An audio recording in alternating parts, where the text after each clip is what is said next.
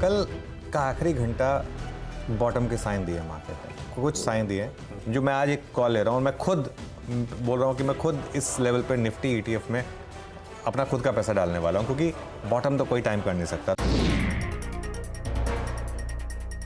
अच्छा, एफआईएस की short position पहुंच गई है 90% पर। अब हम सीरीज की शुरुआत करते हैं 90% शॉर्ट्स पर। ये मुझे याद है जब हम मार्च सीरीज की शुरुआत की थी हमने, तब हम 91% शॉर्ट पर थे, जहां से इतनी बड़ी रैली हुई थी। मेरी फीलिंग आ रही है कि 1 नवंबर में अच्छी रैली होगी। पैसा बनाना है ना, अगर आपको इस मार्केट में रिस्क लेना होगा। रिस्क क्या? ओवरनाइट कैरी का, वीकेंड पे कैरी का। मुझे लग रहा है यहाँ तक तो हम 493 पर, यहाँ तक तो हम जाएंगे और 19493 के ऊपर टिक गए अगर, तो 19800 भी पॉसिबल है। मेरा एक व्यू रहा है इस सीरीज की शुरू से कि एफआईएस की जो शॉर्टिंग है यही आपको आगे लेती जाएगी। और यहाँ पे मार्केट में जो 19800 के टारगेट लेके चल रहा था कि इस सीरीज में आपको 19800 दिखाई देगा, मेरे ख्याल से वो आना चाहिए।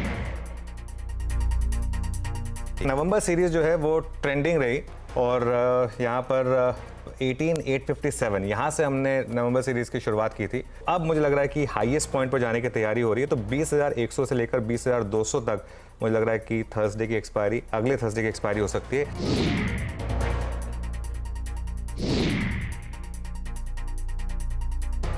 $20,000 हिट हुआ निफ्टी पर और 20000 पार हुआ, तो जो एक हमारा एक टारगेट था निफ्टी पर, अब वो क्रॉस हुआ है। Good afternoon. और बिल्कुल बहुत पैसा लोगों ने बनाया होगा। एक व्यू लिया गया था सीरीज़ के शुरू में वीरू कि हम इस सीरीज़ में एक बड़ी रैली देखेंगे और 19500, 19800 फिर 20000 तक के टारगेट्स ओपन हुए थे और अब 20000 पार। और मुझे हैरानी नहीं होगी अगर 20200 और 222 भी निकले वीरू। Good afternoon. हैं। गुड आफ्टरनून अनुज, बेहद शानदार। ये नवंबर का महीना होता है ठंड का आगाज, लेकिन जेब गर्म रही। नवंबर की सीरीज की जब शुरुआत हुई थी अनुज, बहुत सारे समीकरण खराब थे। एक वॉर ने, एक युद्ध ने कहीं ना कहीं इस सीरीज को शुरू में थोड़ा सा पशुपेश में दुविधा में डाल दिया था। क्रूड 95 और उस वक्त आप बॉन्ड यील्ड सिंक नहीं होंगी, इस बात का अंदेशा भी नहीं था हमें। ब्याज दरें बढ़ने का खतरा कायम था। अच्छा रहा अनुज, और अच्छी बात थी कि 20000 की कॉल ली गई थी और पैसा बना। एक तो अच्छी कॉल थी अनुज, और इस मंथ ने बहुत स्ट्रॉन्ग, जिसे कहते हैं ना, स्विंग क्रिएट किया। अब आप ऑलमोस्ट 20000 पे हैं। Bank Nifty 44500।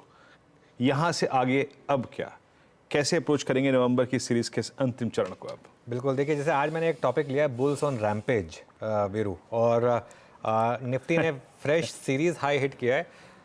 मुझे याद है ये आपकी और मेरी चर्चा हुई थी इवन पहले दिन में भी कि नॉर्मली जानी जाती है एक ट्रेंडिंग सीरीज के लिए, एक बड़ी सीरीज के लिए, ठीक है ना। और वो हुआ इस बार। और निफ्टी अब सिर्फ 200 पॉइंट दूर रह गया, लेस देन 200 पॉइंट्स दूर रह गया है अब ऑल टाइम हाई से। और इस मार्केट में लॉन्ग रहना जो है वो रिवॉर्डिंग रहा है। 1000 पॉइंट से ऊपर, एक्चुअली 1200 पॉइंट मिल गए अब आपको। 18857 पे वो सीरीज शुरू हुई थी। चलिए ठीक है, 18857 पे तो कोई नहीं ले पाया होगा। मैं कहता हूँ आपने 18957, 19000 पे भी ले लिया, चलिए 19000 पे भी ले लिया, तो भी आपको 1000 पॉइंट की रैली मिल गई। अब आगे क्या, मेरे ख्याल से आगे, अब पहले बात करते हैं निफ्टी की। निफ्टी में अब नेक्स्ट रेजिस्टेंस आएगा करीब करीब 20110 पर, जो कि आपका ऑप्शंस का बेस्ड है। और जो बड़ा रेजिस्टेंस है, जो उसके बाद का एक रेजिस्टेंस बचेगा, वो है करीब करीब 20222 पर, ठीक है। तो ये आपका जो एक प्रिवेलिंग ऑल टाइम हाई था वो एक लेवल है। और इस मार्केट में आप लॉन्ग रहिए और अपने स्टॉप लॉस को ट्रेल करते रहिए। अब तक का जो ट्रेडिंग स्टॉप लॉस जो आज सुबह बात हुई थी वो था 19875, और अब ऑब्वियसली हम उसको थोड़ा सा आगे बढ़ा लेंगे जब, अगर आज की क्लोज़ के बाद, आज की क्लोज़ मुझे लगता है कि 20100 के भी ऊपर होगी। 20100 के ऊपर होगी तो उसको हम फिर ट्रेलिंग स्टॉप लॉस को और रिवाइज करेंगे। तो वो बेसिकली आपको रिवाइज करते रहना है ट्रेलिंग स्टॉप लॉस अपना। बैंक निफ्टी की जहाँ तक बात है, और आप और मैं थे दोनों शो में, आज समहाउ 9:30 बजे क्लियर हो गया था कि अब नेक्स्ट लेवल जो है, नेक्स्ट रैली जो है वो बैंक निफ्टी लीड करेगा। वो सुबह सुबह वो एक लॉन्ग की अप्रोच बनी, वो जैसे ही वो ऑप्शन राइटर्स के जोन के ऊपर आया और वहाँ से इसने एक मूव दिया। अब यहाँ पर एक ही रेजिस्टेंस रह गई है, यहाँ पर मुझे लग रहा है 1000 पॉइंट की रैली ओपन हुई है वीरू आज, या ओपन हो जाएगी अगर एक बार 44,420 आप निकाल लेंगे तो 44,420 जो कि सीरीज़ का हाई है, एक बार वो निकल जाए तो मुझे लग रहा है कि फिर 1000 पॉइंट ओपन होंगे और इवन 45,000 बहुत जल्दी आ जाए, ये पॉसिबल है क्योंकि बाकी के बचे शॉर्ट्स यहीं पर हैं। और एक चीज़ बताता हूँ मैं आपको, 44,420 क्रॉस होने दीजिए एक बार बैंक निफ्टी पर, हो सकता है 200-250 पॉइंट तो ये आज ही ऐड कर दे अगर इसने लास्ट के 1.5 घंटे में वो 44,420 का लेवल क्रॉस कर लिया तो। क्यों? क्योंकि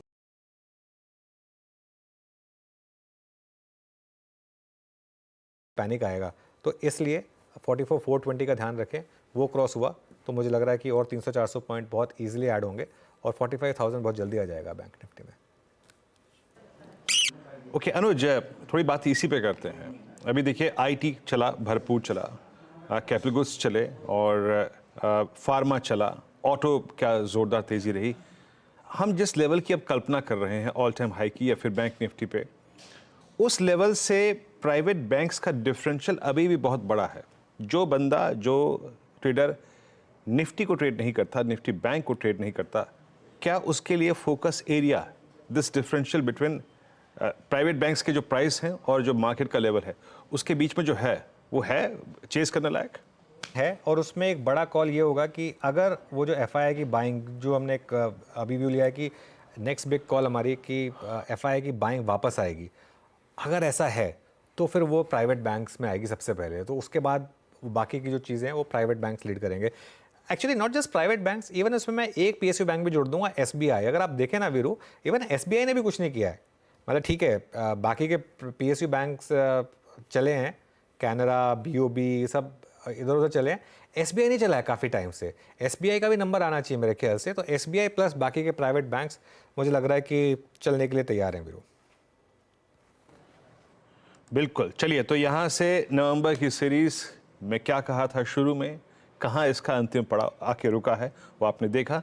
आज की डे अप्रोच सब कुछ हमने बात करी। कार्यक्रम में आगे का जो आउटलुक है उस पर बातचीत करते रहेंगे, लेकिन 4 एक स्टॉक्स में यहाँ पे उल्लेख कर देता हूँ जिन पर आपको नज़र रखनी है। स्ट्रॉन्ग मूव दे रहे हैं, जहाँ पे मोमेंटम अच्छा है।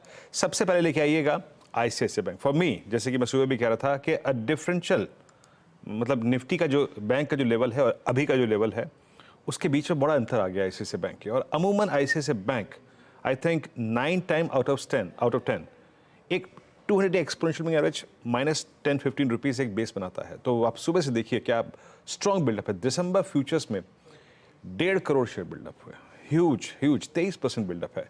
तो एक आईसीआईसीआई बैंक पर नजर रखेंगे। इसके ऑप्शन दिसंबर के सब अगर आप देखें अच्छा करते हुए। केमिकल बास्केट में एक आरती इंडस्ट्रीज लेके आइएगा, बेस से बाहर निकलता हुआ। कुछ स्टॉक्स जो कि बेस से बाहर निकल रहे हैं, मैं उस पर फोकस कर रहा हूँ।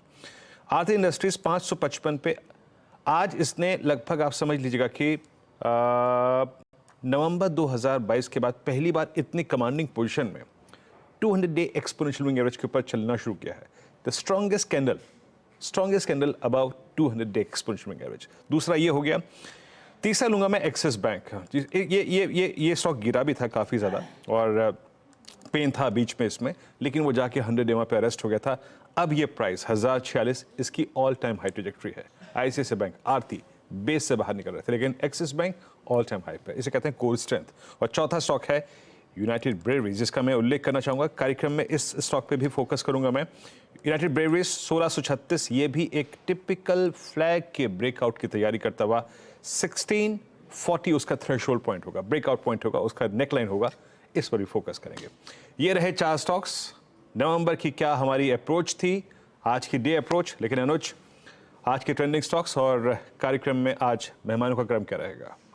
बिल्कुल, तो एक काम करते हैं, पहले ट्रेंडिंग स्टॉक की बात कर लेते हैं, फिर बताएंगे कि कौन कौन आज हमारे साथ जुड़ने वाला है। ऑब्वियसली तेज़ी के स्टॉक्स के साथ ही शुरुआत करेंगे। मंदी वाले तो बहुत कम स्टॉक्स हैं। हीरो मोटोकॉर्प मेरे ख्याल से सीरीज़ का स्टॉक ऑफ द सीरीज़ 4% ऊपर आज 3762, ये ऑलमोस्ट डबल हुआ है अभी पिछले कुछ वीक्स में फ्रॉम द लोज।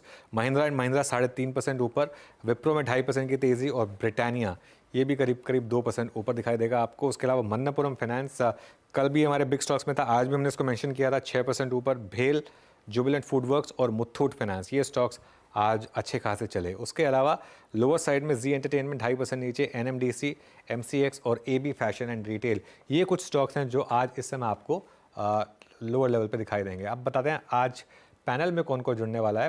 फंडामेंटल्स के लिए हमारे साथ जियोजित से गुरांग शाह जुड़ेंगे और 2:20 पर केमिकल सेक्टर्स पर कोटक सिक्योरिटीज़ की रिपोर्ट पर बात करेंगे यतिन।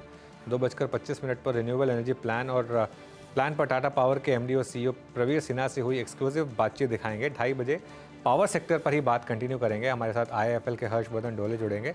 टेक्निकल कॉल्स के जरिए आपकी कमाई कराने के लिए हमारे साथ हैं गाबा सर, मानस, रचना, शिल्पा राउत और अमित सेठ। 2:50 पर मार्केट बिग वॉइसेस में हमारे साथ होंगे complete circle stellar wealth PMS के इक्विटी एडवाइज़र गौतम वैद। और 3 बजे यतिन बताएंगे डीलिंग रूम में किन शेयर्स पर आपको करना है फोकस।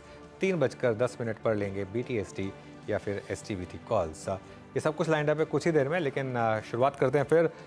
गुड आफ्टरनून गाबा सर, बताइए इस समय क्या होगी आपकी बाय ट्रेड?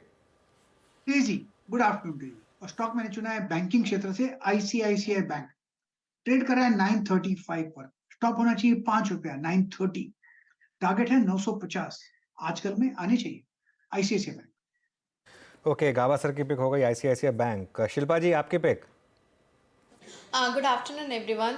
मेरा ध्यान अभी इप्का लैब में जा रहा है। इप्का लैब अभी 1100 के ऊपर, इसका सस्टेनेंस बहुत पॉजिटिव है for targets of 1160 to 1200 zones ये सीरीज में। तो दिसंबर सीरीज का 1120 का कॉल ऑप्शन जो है इसमें भी पार्टिसिपेट कर सकते हैं। रफली 35-36 रुपीज़ में ट्रेड कर रहा है।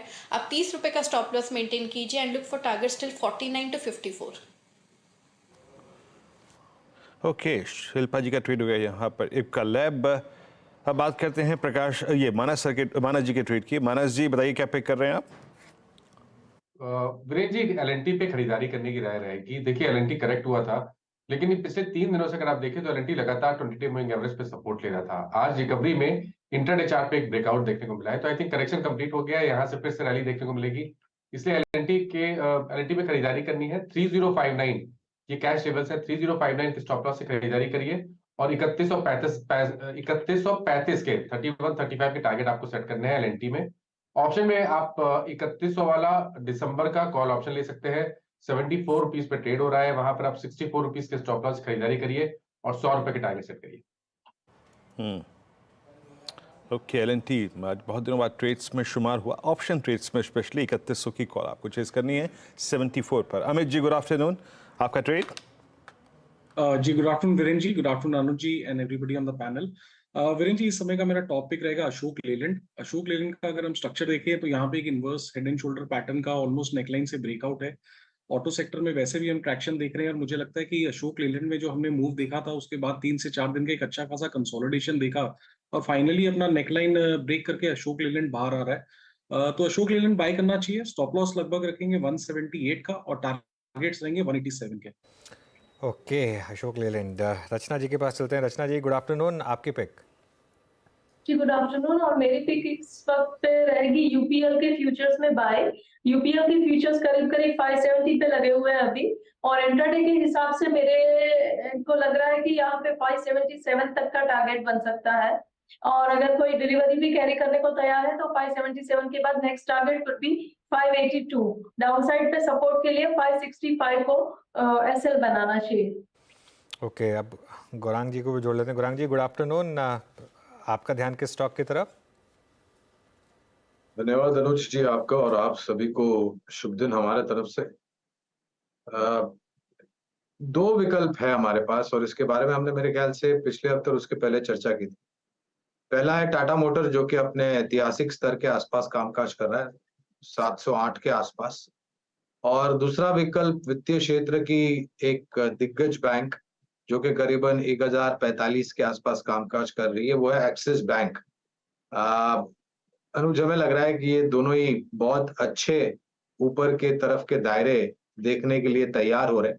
खाली एक ही है, कल एक्सपायरी और अगले हफ्ते 5 राज्य के चुनाव के नतीजे आएंगे, तो शायद उससे थोड़ी बहुत बाजार में उठापटक हो सकती है, लेकिन टाटा मोटर और एक्सिस बैंक ये दोनों बेहतर लग रहे हैं।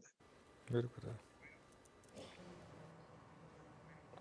ओके, टाटा मोटर्स और axis bank. Tata Motors all time high पे है, एक्सिस बैंक ये भी ऑल टाइम हाई पे है। तो गौरांग जी ने जो 2 स्टॉक्स पिक किए वो सारे के सारे स्ट्रेंथ हैं। मतलब स्ट्रेंथ उनमें ऐसी है कि वो ऑल टाइम हाई पर है। लेट्स ब्रिंग HL नाउ 2327 और अभी डे हाई की ट्रैजेक्टरी में आके ट्रेड कर रहा है। कल थोड़ी सी सॉफ्टनेस आई थी हायर लेवल्स पे, क्लोज कल भी ऑल टाइम हाई पे बंद हुआ था, लेकिन आज की अच्छी बात यह है कि आज पूरे दिन कल की हायर शेडो में, यानी जिस प्राइस पे नहीं टिक पाया था उस पे ट्रेड कर रहा है। एक बार अमित, इनफैक्ट रचना जी आपका व्यू जानना चाहूँगा, क्योंकि इसमें जो जिस चैनल में चल रहा था ना, उस चैनल का भी ब्रेकआउट आ गया है, उस चैनल को भी ओवर एक्सीड करने के चक्कर में है ये स्टॉक का। आपका ये दिसंबर का पर्सपेक्टिव क्या है मैम इस पर, और कोई ऑप्शन अगर आप लोगों ने पिक किया हो इसमें तो वो भी बताइएगा। प्राइस मूवमेंट काफी स्ट्रॉन्ग है और करीब करीब 4 हफ्ते से ये positive candle back to back बना रहा है और ये मोमेंटम यहाँ से कंटिन्यू होता हुआ नजर आ सकता है, क्योंकि मोमेंटम इंडिकेटर्स अभी भी ओवर स्ट्रेचिंग नहीं दिखा रहे हैं एंड पॉजिटिव साइड पे बने हुए हैं। तो यहाँ पे अगर ये काउंटर 2285 होल्ड करेगा तो अपसाइड पे आने वाले पूरे दिसंबर के महीने में ये काउंटर जो है बहुत ही जल्दी हमें 2400 की तरफ जाता हुआ इन a months time 3 to 4 weeks के अंदर नजर आना चाहिए। डाउन साइड पे 2285 होल्ड करना जरूरी है ऑन अ क्लोजिंग बेसिस। जी, और ये HL की बात हो गई 2330 कुछ काउंटर्स जो कि अल्टीमेट अप ट्रेंड में रहे हैं। थोड़ा बहुत डिप आता है 100-150 रुपए का, बाजार उसको फिर ग्रैब करता है। लेकिन आरती इंडस्ट्रीज जिसका शुरू में मैं उल्लेख भी कर रहा था, जिसके जो दिसंबर के स्टैट्स को देख के मैं काफ़ी प्रभावित भी हुआ। अनुज, अगर मैं इस स्पेशलिटी केमिकल चंक को देखूं, आज आरती इंडस्ट्रीज़ के आप वॉल्यूम्स को देखिए, प्राइस बिहेवियर को देखिए, मेरे ख्याल से एक ज़माने बाद टू निडेमा के ऊपर इतना स्ट्रॉन्ग मूव हुआ। कल हम UPL का जिक्र कर रहे थे, आज मैं इनफैक्ट UPL को देख रहा हूँ, उसमें भी काफ़ी अच्छी खासी स्ट्रेंथ है। एक तो होता है कोर स्ट्रेंथ और एक होता है शॉर्ट कवरिंग को प्ले करना या फिर बदलते सर्कमस्टेंसेस को प्ले करना। ये स्पेशलिटी केमिकल क्या एक ऐसा चंक है जिसको आप प्ले कर सकते हैं यहाँ पे बेटर रिस्क रिवॉर्ड रेशियो के लिए? फिर मैं देखिए आपको फिर बता रहा हूँ, अभी 2-3 दिन पहले हमने इस पर बात की थी और मैंने एक चीज़ में बहुत क्लियरली बोल दी, मैं फिर रिपीट कर रहा हूँ, ये स्पेस बॉटम आउट हो चुकी है। लेकिन इसमें इशू क्या आएगा, इसमें एक दिन आरती चलेगा, एक दिन दीपक चलेगा, एक दिन अतुल चलेगा, एक दिन नवीन चलेगा। तो इसमें आपको एक बास्केट अप्रोच रखनी पड़ेगी, क्योंकि आप पिक नहीं कर पाएंगे कि किस दिन कौन सा स्टॉक चलेगा। लेकिन ये बास्केट चलेगी, ये बास्केट चलेगी यहाँ से, और ये बास्केट अच्छी चलेगी। और इसके कई कारण हैं। एक तो ये स्टॉक्स चार्ट पे बॉटम आउट हो चुके हैं, ठीक है। और ये मेरे ख्याल से ये हमने ये लास्ट मैं फ्राइडे को छुट्टी हुआ था, थर्सडे को मैं डिस्कस करके गया था ये। एक तो ये चार्ट पे बॉटम आउट हो चुके हैं, दूसरा चाइना +1 फैक्टर वापस आ चुका है इस सेक्टर में। तो ये इस कारण से मुझे लग रहा है कि अच्छे मूव्स आएंगे यहाँ पर, और बिल्कुल बिंदास, आपको डरना नहीं है इसमें और बने रहना है। लेकिन बास्केट बनानी पड़ेगी, क्योंकि टाइम इंडिविजुअली नहीं कर पाएंगे आप शायद सबको। जैम, और बिल्कुल सही कहा रहा, और दिक्कत ये भी है कि इस सेक्टर का कोई सेक्टोरियल इंडेक्स नहीं है। तो आप निफ्टी IT को जज कर सकते हैं, बैंक को जज कर सकते हैं, सेक्टोरियल इंडेक्स नहीं है, तो आपको इंडिविजुअल स्टॉक्स को पकड़ना पड़ेगा या फिर बास्केट बनानी पड़ेगी, कुछ पैसा हर स्टॉक को देना पड़ेगा। गौरांग, आपकी राय? अभी आपने टाटा मोटर्स को पिक किया, आपने एक्सिस बैंक को पिक किया, केमिकल बास्केट में, स्पेशलिटी केमिकल में आप लोगों ने कोई काउंटर कॉल ली है? काउंटर इसलिए कह रहा हूँ क्योंकि अभी भी स्टॉक्स बहुत लोअर लेवल्स पे हैं। तो वीरेंद्र, हमारे चैनल CNBC आवाज पर मेरे ख्याल से पिछले हफ्ते इसी पर चर्चा हो रही थी, जैसे अनुज भाई भी अभी बता रहे थे। हमने 2 विकल्प दिए थे यहाँ पर, एक था विनिति ऑर्गेनिक्स और दूसरा था PI इंडस्ट्रीज। इसके अलावा UPL, पिडिलाइट है, टाटा केमिकल्स है, लेकिन विनिति ऑर्गेनिक्स इसके लिए क्योंकि यहाँ पर एक साइडवेज रहा है ये स्टॉक। हमें लग रहा है कि जो भी विस्तार योजना इन्होंने की और नए प्रोडक्ट्स लॉन्चेस किए, उसके आधार पर 2100 के आसपास के लक्ष्य विनिति ऑर्गेनिक्स पर है, और PI इंडस्ट्रीज हमें लग रहा है 4000 के पार चला जाएगा। ओके, PI इंडस्ट्रीज, और हाँ, मुझे याद अच्छी तरीके से विनिति ऑर्गेनिक्स आपने पहले भी टिप्पणी की थी। अच्छा, BHL को लेके आई, respective of its in ban और नॉट, मैं याद रखिएगा स्पॉट के हिसाब से टिप्पणी कर रहा हूँ, जो लोग डिलीवरी के लिए काम करते हैं। डिलीवरी के पर्सपेक्टिव से मानस, अब ये BHL का जो आउटलुक है वो कौन से रेंज का बन रहा है?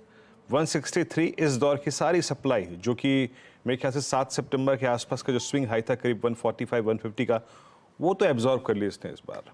आपने LNT पे कॉल भी दी थी, इसलिए मैं BHL का प्रश्न आप पर दाग रहा हूँ।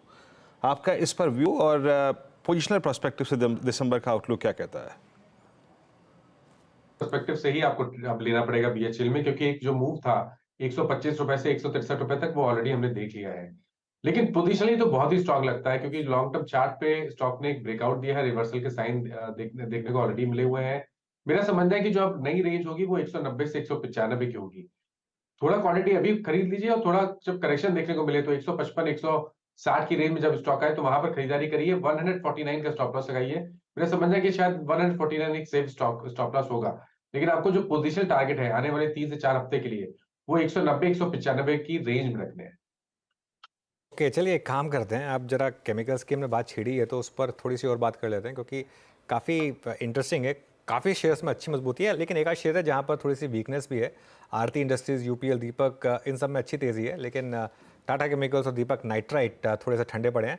एक कोटक सिक्योरिटीज़ की रिपोर्ट आई है इंटरेस्टिंग, जानते हैं यतिन से क्या कह रही है वो report. Yatin, good afternoon. Good afternoon. और केमिकल्स की अगर हम बात करें तो एक ट्रेंड जो कोटक के आज रिपोर्ट में मेंशन्ड है वो ये है कि जो डंपिंग हो रही थी माल की, केमिकल्स की, और जो मांग को लेके थोड़े बहुत क्वेश्चन मार्क थे, वो अब इम्प्रूव हो रहे हैं। तो सिचुएशन ग्राउंड पे इम्प्रूव हो रही है, लेकिन अभी भी एक चाइना फैक्टर यहाँ लगेगा, क्योंकि जब तक चाइना में एक बड़ा इंप्रूवमेंट नहीं आता डिमांड को लेके, तब तक ये कहना मुश्किल है कि ये रिकवरी कितनी देर तक टिकी रहेगी।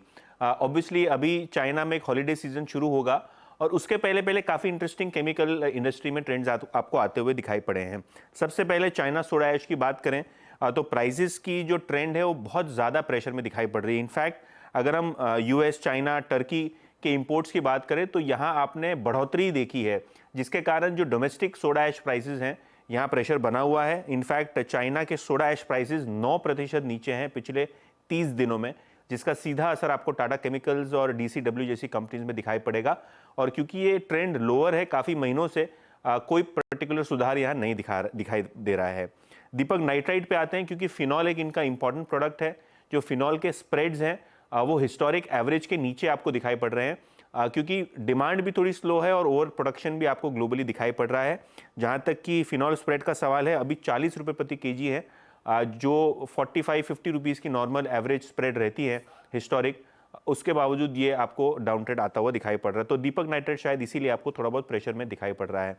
आखिर में दीपक फर्टिलाइजर्स की बात करें, क्योंकि ग्लोबली हमने देखा है कि फर्टिलाइजर्स के जो प्रोडक्ट्स हैं उनके दामों में थोड़ा इंप्रूवमेंट हुआ है मंथ ऑन मंथ बेसिस पे। अमोनिया का जहाँ तक की सवाल है, 38% भाव बढ़े हैं यूएस मार्केट्स में, और डोमेस्टिक मार्केट में लाइक टू लाइक बेसिस पे एफओबी प्राइसेस 18% बढ़े हैं। तो इसका फायदा दीपक फर्टिलाइजर जैसी कंपनीज को होगा, क्योंकि रिसेंटली इन्होंने एक बहुत बड़ा एक्सपेंशन अमोनिया की कैपेसिटी में कंप्लीट किया है, और शायद इसीलिए आज आपको दीपक फर्टिलाइजर की कोटक के रिपोर्ट के बाद 5% तेज दिखाई दे रहा है। ओके यतिन, बहुत बहुत शुक्रिया। मानस, टेक्निकली इस पूरी बास्केट में कौन सा स्टॉक आपको सबसे अच्छा लग रहा है? देखिए, फर्टिलाइजर स्पेस की बात करिए तो चंबल ज्यादा क्लोजली ट्रैक करता हूँ, और अगर हम चार्ट्स पे देखें तो यहाँ पर ऑलरेडी हमने एक ब्रेकआउट देखा है। तो अगर ट्रेड लेना होगा तो चंबल फर्टिलाइजर में ही खरीदारी करनी है। देखिए, एक बहुत ही इंपॉर्टेंट लेवल था मेरे ख्याल से 317-18 के आसपास, जहां पर मई मंथ के हाईज थे, उसको स्टॉक ने ब्रीच कर लिया है। तो अभी भी खरीदारी करने के मौके दिखते हैं। 314 के स्टॉप लॉस से खरीदारी करिए, 330 के टारगेट्स पॉसिबल है। ओके, चंबल फर्टिलाइजर्स ये है, अगर आपको करना है बाय तो यहाँ पर मानस के पिक। शिल्पा जी, आपके रेडार पर आया कोई केमिकल या फर्टिलाइजर स्टॉक? जी बिल्कुल, आरती इंडस्ट्रीज़ की बात करेंगे तो आरती पे ही आज सबका ध्यान है। ये मूव टूवर्ड्स मतलब 555 के ऊपर इसका जो अभी सस्टेनेंस है, ये बहुत ही क्रूशियल एक लेवल था। तो अभी ये यहाँ पे अगर सस्टेन करता है, लेट्स से 550 के स्टॉप लॉस से, also anybody wants to enter now in Aarti industries. मुझे लगता है यहाँ पे अभी भी स्कोप है for targets of 585 to 600 very soon. Okay, Aarti industries 555-65 day high के जोन में आके ट्रेड करता हुआ। अच्छा, एक स्टॉक और लेके आइए स्क्रीन पे, जिसकी मैनेजमेंट से हम कल बातचीत कर भी रहे थे, दैट्स बलरामपुर चीनी। 474 पे आके ट्रेड करता हुआ। हम कुछ दिनों पहले से चर्चा कर रहे थे, अनुज भी इस बात को स्ट्राइक कर रहे थे कि इसके रोलोवर्स बहुत बढ़िया। एक बार दिखाइए जरा एक्सपायरी -1 पे इसके रोलोवर्स कितने खड़े हैं, और इस सीरीज़ में क्या किया इसने। इस सीरीज़ का कमेंसमेंट हुआ था अप्रॉक्सीमेटली 413 के लेवल से। नाउ इट्स 475, बहुत स्ट्रॉन्ग बेस से ऑलरेडी बाहर निकल चुका है, बट इसको चैलेंज करेगा 24 मार्च 2022 का स्विंग हाई, वो है करीब 521 का। 54% रोल ओवर है। थोड़ा से कम हो गए हैं। आपकी राय इस पर अमित, आप कैसे अप्रोच कर रहे हैं? अच्छा मूव, प्राइस वाइज बहुत स्ट्रॉन्ग एक्शन है, आपने पिछले 3 दिन की रेंज को बाइसेक्ट किया, कोई व्यू आपका? वीरेन जी काफी बेहतरीन स्ट्रक्चर है, स्पेशली अगर हम इसका वीकली चार्ट्स देखें तो एक अप स्लोपिंग ट्रेंड लाइन का ब्रेकआउट जो कि एक रेजिस्टेंस की तरह एक्ट करती थी, एक चैनल का ब्रेकआउट इसने दिया है स्टॉक ने। काफी अच्छे वॉल्यूम्स पिछले वीक का अगर हम इसका वीकली डिलीवरी और वॉल्यूम देखें तो काफी स्ट्रॉन्ग थे। इस वीक में प्राइस एक्शन काफी स्ट्रॉन्ग है। तो मुझे लगता है यहाँ पे टारगेट्स 490 से लेके 500 के अनफोल्ड होते हैं। किसी ने अगर पोजीशन बनानी है, करंट प्राइस 475 का, आप एक छोटा सा 465 का स्टॉप लॉस लेके पोजीशन बनाई जा सकती है for a target of 490 to 500। जी, एक बात याद रखिएगा, ये बैन में है, बट मैं जैसे कि मैंने बीएचएल के प्रोस्पेक्टिव से बातचीत की थी स्पॉट के मद्देनज़र, और उसके पीछे कारण ये भी है, पिछले 4-5 सेशन से जब इसमें मूव आया ना, इसका जो वॉल्यूम था पूरा अक्टूबर में और या फिर नवंबर में जो एवरेज वॉल्यूम है, पिछले 5 सेशन का वॉल्यूम उसका ऑलमोस्ट ट्वाइस रहा है, 2 गुना वॉल्यूम रहा है। तो मूव काफ़ी अच्छे खासे हैं। उसके बाद जरा 1-2 स्टॉक्स और मार्क कर लेते हैं जिनमें अच्छा खासा मूव आ रहा है। एक बार आप रखिएगा ब्रिटानिया। आज एफएमसीजी स्पेस में इस स्टॉक ने जो किया वो रेस्ट ऑफ द पैक में बिल्कुल डिफरेंट था। आज वॉल्यूम्स पिछले 3 दिन से बहुत शार्प रहे हैं, एवरेज वॉल्यूम के अप्रॉक्सीमेटली 1.5 टाइम्स, और एक क्लियर रेंज ब्रेकआउट था। रचना जी, ब्रिटानिया पर आपका टेक और इस प्राइस पर आपका व्यू?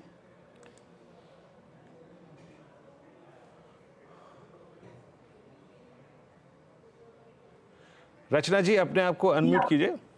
ब्रिटानिया का चार्ट जो है वो डेली चार्ट पे और वीकली चार्ट पे दोनों पे ही बहुत बढ़िया तरीके से बैठा हुआ है, और ऊपर वाली साइड पे काफी क्लियर पाथ है इस काउंटर को यहाँ से लेके 5150 तक चलने के लिए। तो अच्छा खासा एक स्ट्रॉन्ग कैंडल भी बनाया है आज प्राइस एक्शन ने, जिससे एक इम्पोर्टेंट सपोर्ट मिलता है हमें मल्टीपल वीक्स के लिए होल्ड करने के लिए। 4600 का नंबर जब तक होल्ड करेगा तब तक ऊपर वाली साइड पे ये काउंटर 5150 एंड 5200 की तरफ जाने के लिए रेडी है, और it's looking really very good on all time frames.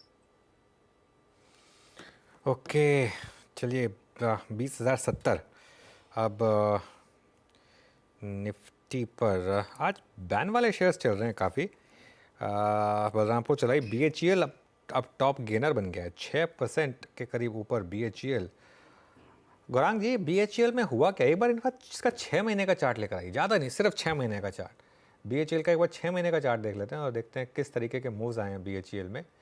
ये देखिए, ये 6 महीने का चार्ट डबल हो गया 6 महीने में ये स्टॉक का। गौरांग सर, क्या करना है यहाँ पर? अच्छा, आज गौरांग जी भी म्यूट पर है।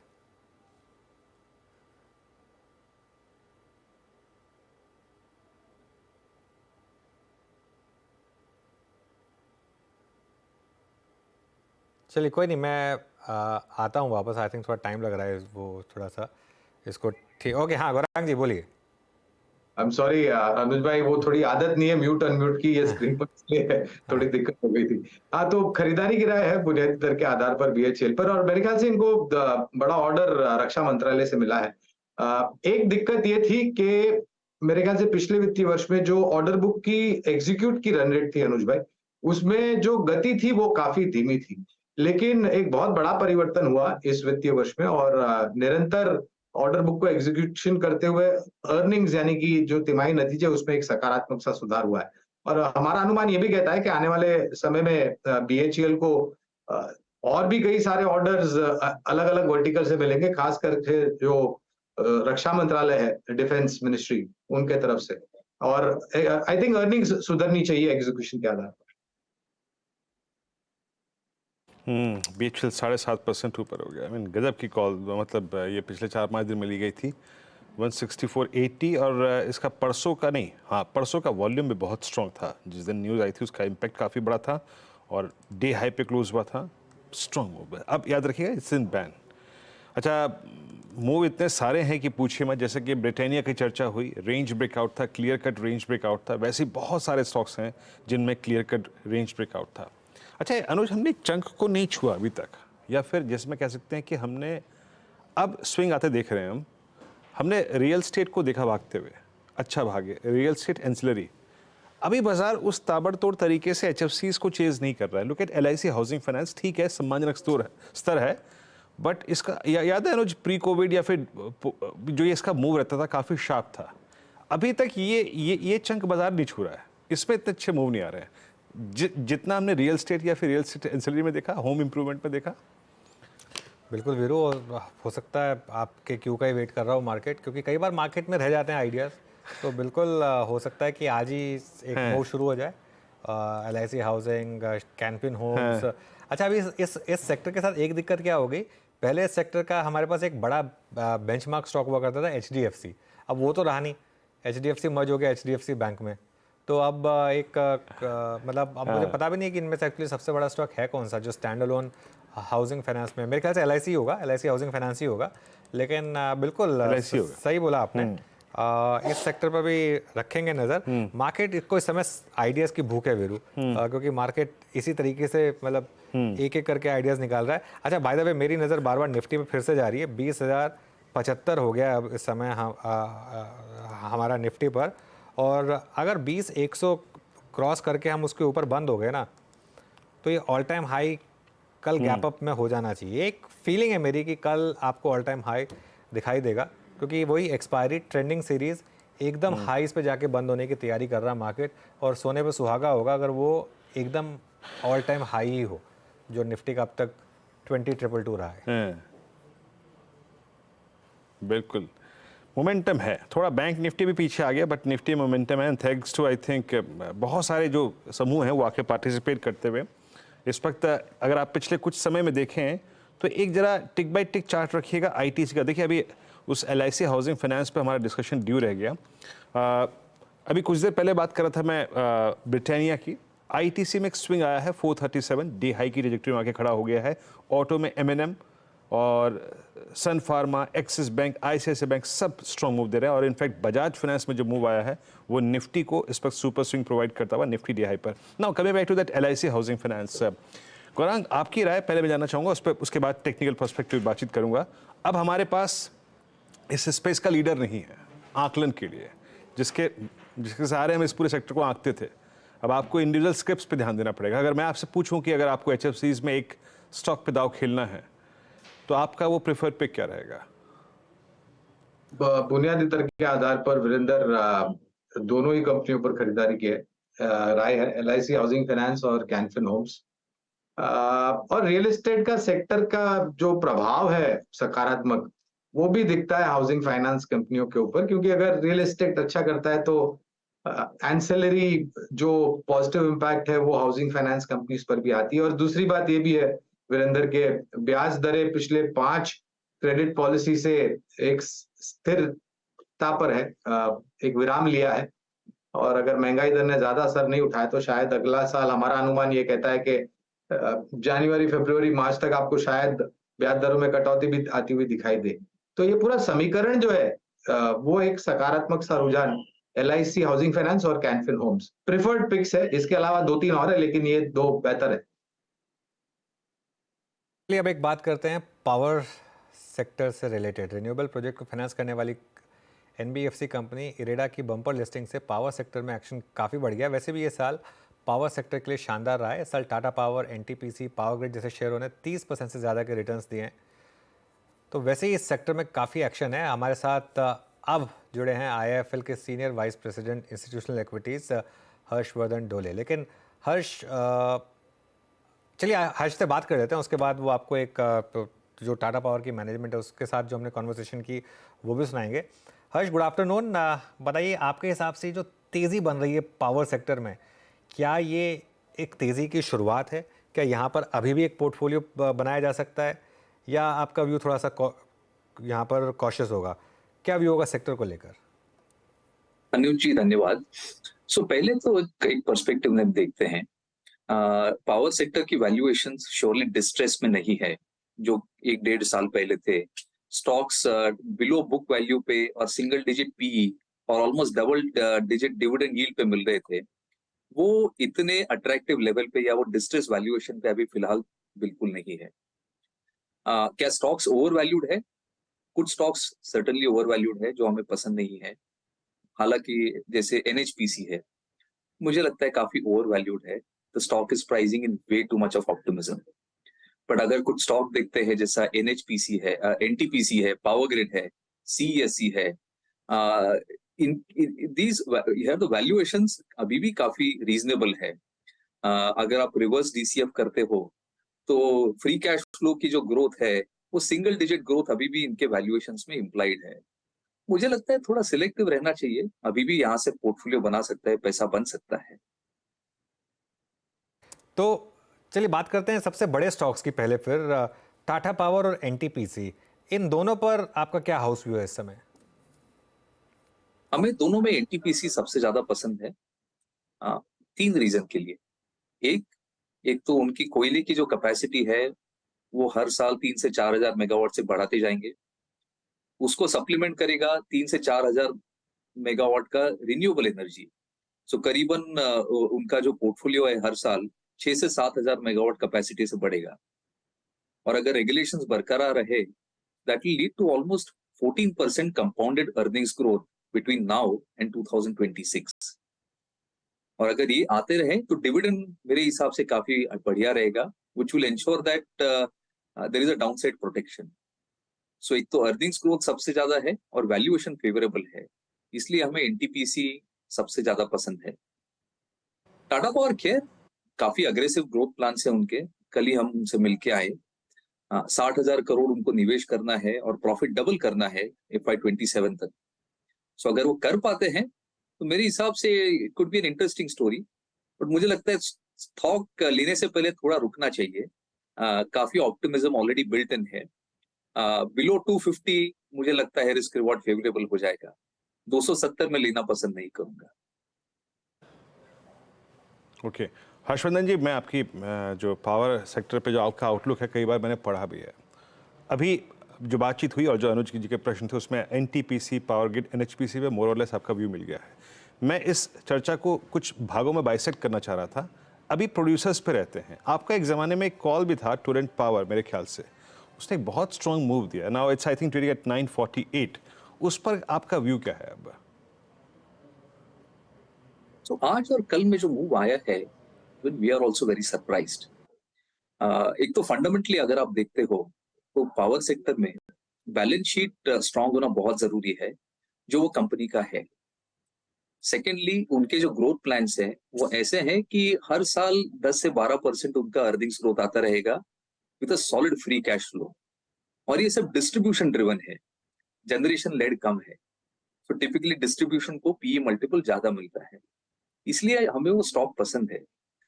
बट अगर आप पूछो 1000 रुपया में can that be my top pick, I will say definitely not. I think FY26 तक का अपसाइड 1000 रुपये में काफी आ गया है। स्टॉक थोड़ा करेक्ट होने के बाद जरूर देख सकते हैं, but it's definitely a revenue model that we like, we prefer over most of the private sector companies. अच्छा, अब आते हैं, जैसे हमने पावर प्रोड्यूसर्स की बात करी, then we have a class of power finance companies और पावर इक्विपमेंट्स। सब में जाऊं, जिसमें मैं BHEL को शामिल कर रहा हूं, जिसमें KEC को भी शामिल कर रहा हूं मैं यहाँ पे। अब इन दोनों धड़ों में REC PFC तो काफ़ी चल चुके हैं, अब आप मुझसे कहेंगे भी तो मैं शायद चेज ना कर पाऊँ। पावर इक्विपमेंट्स में आपको सबसे अच्छे प्लेयर कौन से लग रहे हैं इस वक्त? हमारा हाउस व्यू ऐसा है कि ABB, सीमेंस, हिताची जो ट्रांसमिशन इक्विपमेंट सप्लायर्स हैं, those are relatively better placed as opposed to some of the large companies.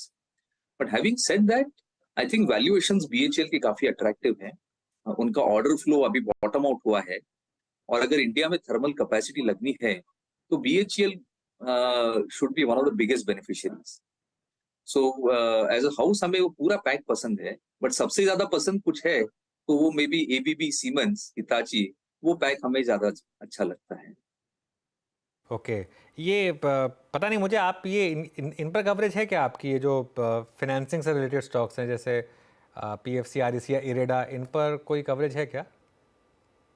अनुज जी मेरे कलीग है बैंकिंग जो कवर करते हैं, उनका इस पे व्यू ज्यादातर लेना जायज होगा। माय पर्सनल ओपिनियन इज ये भी बेनिफिशियरी रहेंगे। अगर इतना बड़ा केपेक्स होता है तो loan book PFC, REC, IREDA का भी ग्रो होगा। बट इनका वैल्यूएशन अगर आप देखते हो valuation is not at distress level which it used to be. Now these companies are trading at a premium to book. और यहाँ से री-रेटिंग जहाँ लोन बुक ग्रो होगा वैसा उनका री-रेटिंग होगा. That is my personal opinion. Harsh ji, कोई और स्टॉक जो हमने ना डिस्कस किया हो जो आपके रेडार पर हो, जो आपको लग रहा है कि यहाँ से भी अच्छा पोटेंशियल दिखा सकता है? अनुज जी, हमें CESC बहुत पसंद है. उसका रीजन ऐसा है कि कंपनी के प्रॉफिट पिछले 4 साल से ग्रो नहीं हुए हैं बिकॉज कैलकाटा में उनको टैरिफ इंक्रीज नहीं मिला है. बट अगर पावर डिमांड ऐसे ही बरकरार रहता है तो इलेक्शन के बाद काफी उम्मीद है कि उनको थोड़ा टैरिफ इंक्रीज मिल जाएगा. और जिस दिन वो टैरिफ इंक्रीज आ जाएगा मुझे लगता है वैल्यूएशन डिस्काउंट टू टोरेंट और टाटा पावर नैरो डाउन हो जाएगा. मैं ये कहूंगा CESC at 98 rupees is what NTPC was at 80-85 rupees. पे ऑफ काफी एसिमेट्रिकल है. मे बी यहाँ से 10 रुपया डाउनसाइड है बट अपसाइड अगर हो सकता है तो मुझे लगता है 50-60% यहाँ से बन सकता है. So that's our top pick, asymmetric top pick as of now. Okay, बहुत बहुत शुक्रिया हर्षवर्धन जी. बहुत सही तरीके से आपने समझाया इस पूरे विषय को और आपकी टॉपिक्स का बखान भी किया यहाँ पर. और CESC वाकई आई मीन कुछ दिनों पहले हम डिस्कस भी कर रहे थे. चार्टिकली बहुत अगर आप देखें बेस्ट पोजीशन में है ये स्टॉक. मेरे ख्याल से स्टॉक पे एक बार टिप्पणी मयूरेश जोशी जी ने भी की थी पावर सेक्टर में. बहुत बहुत शुक्रिया हर्षवर्धन जी इस कार्यक्रम में शामिल होने के लिए.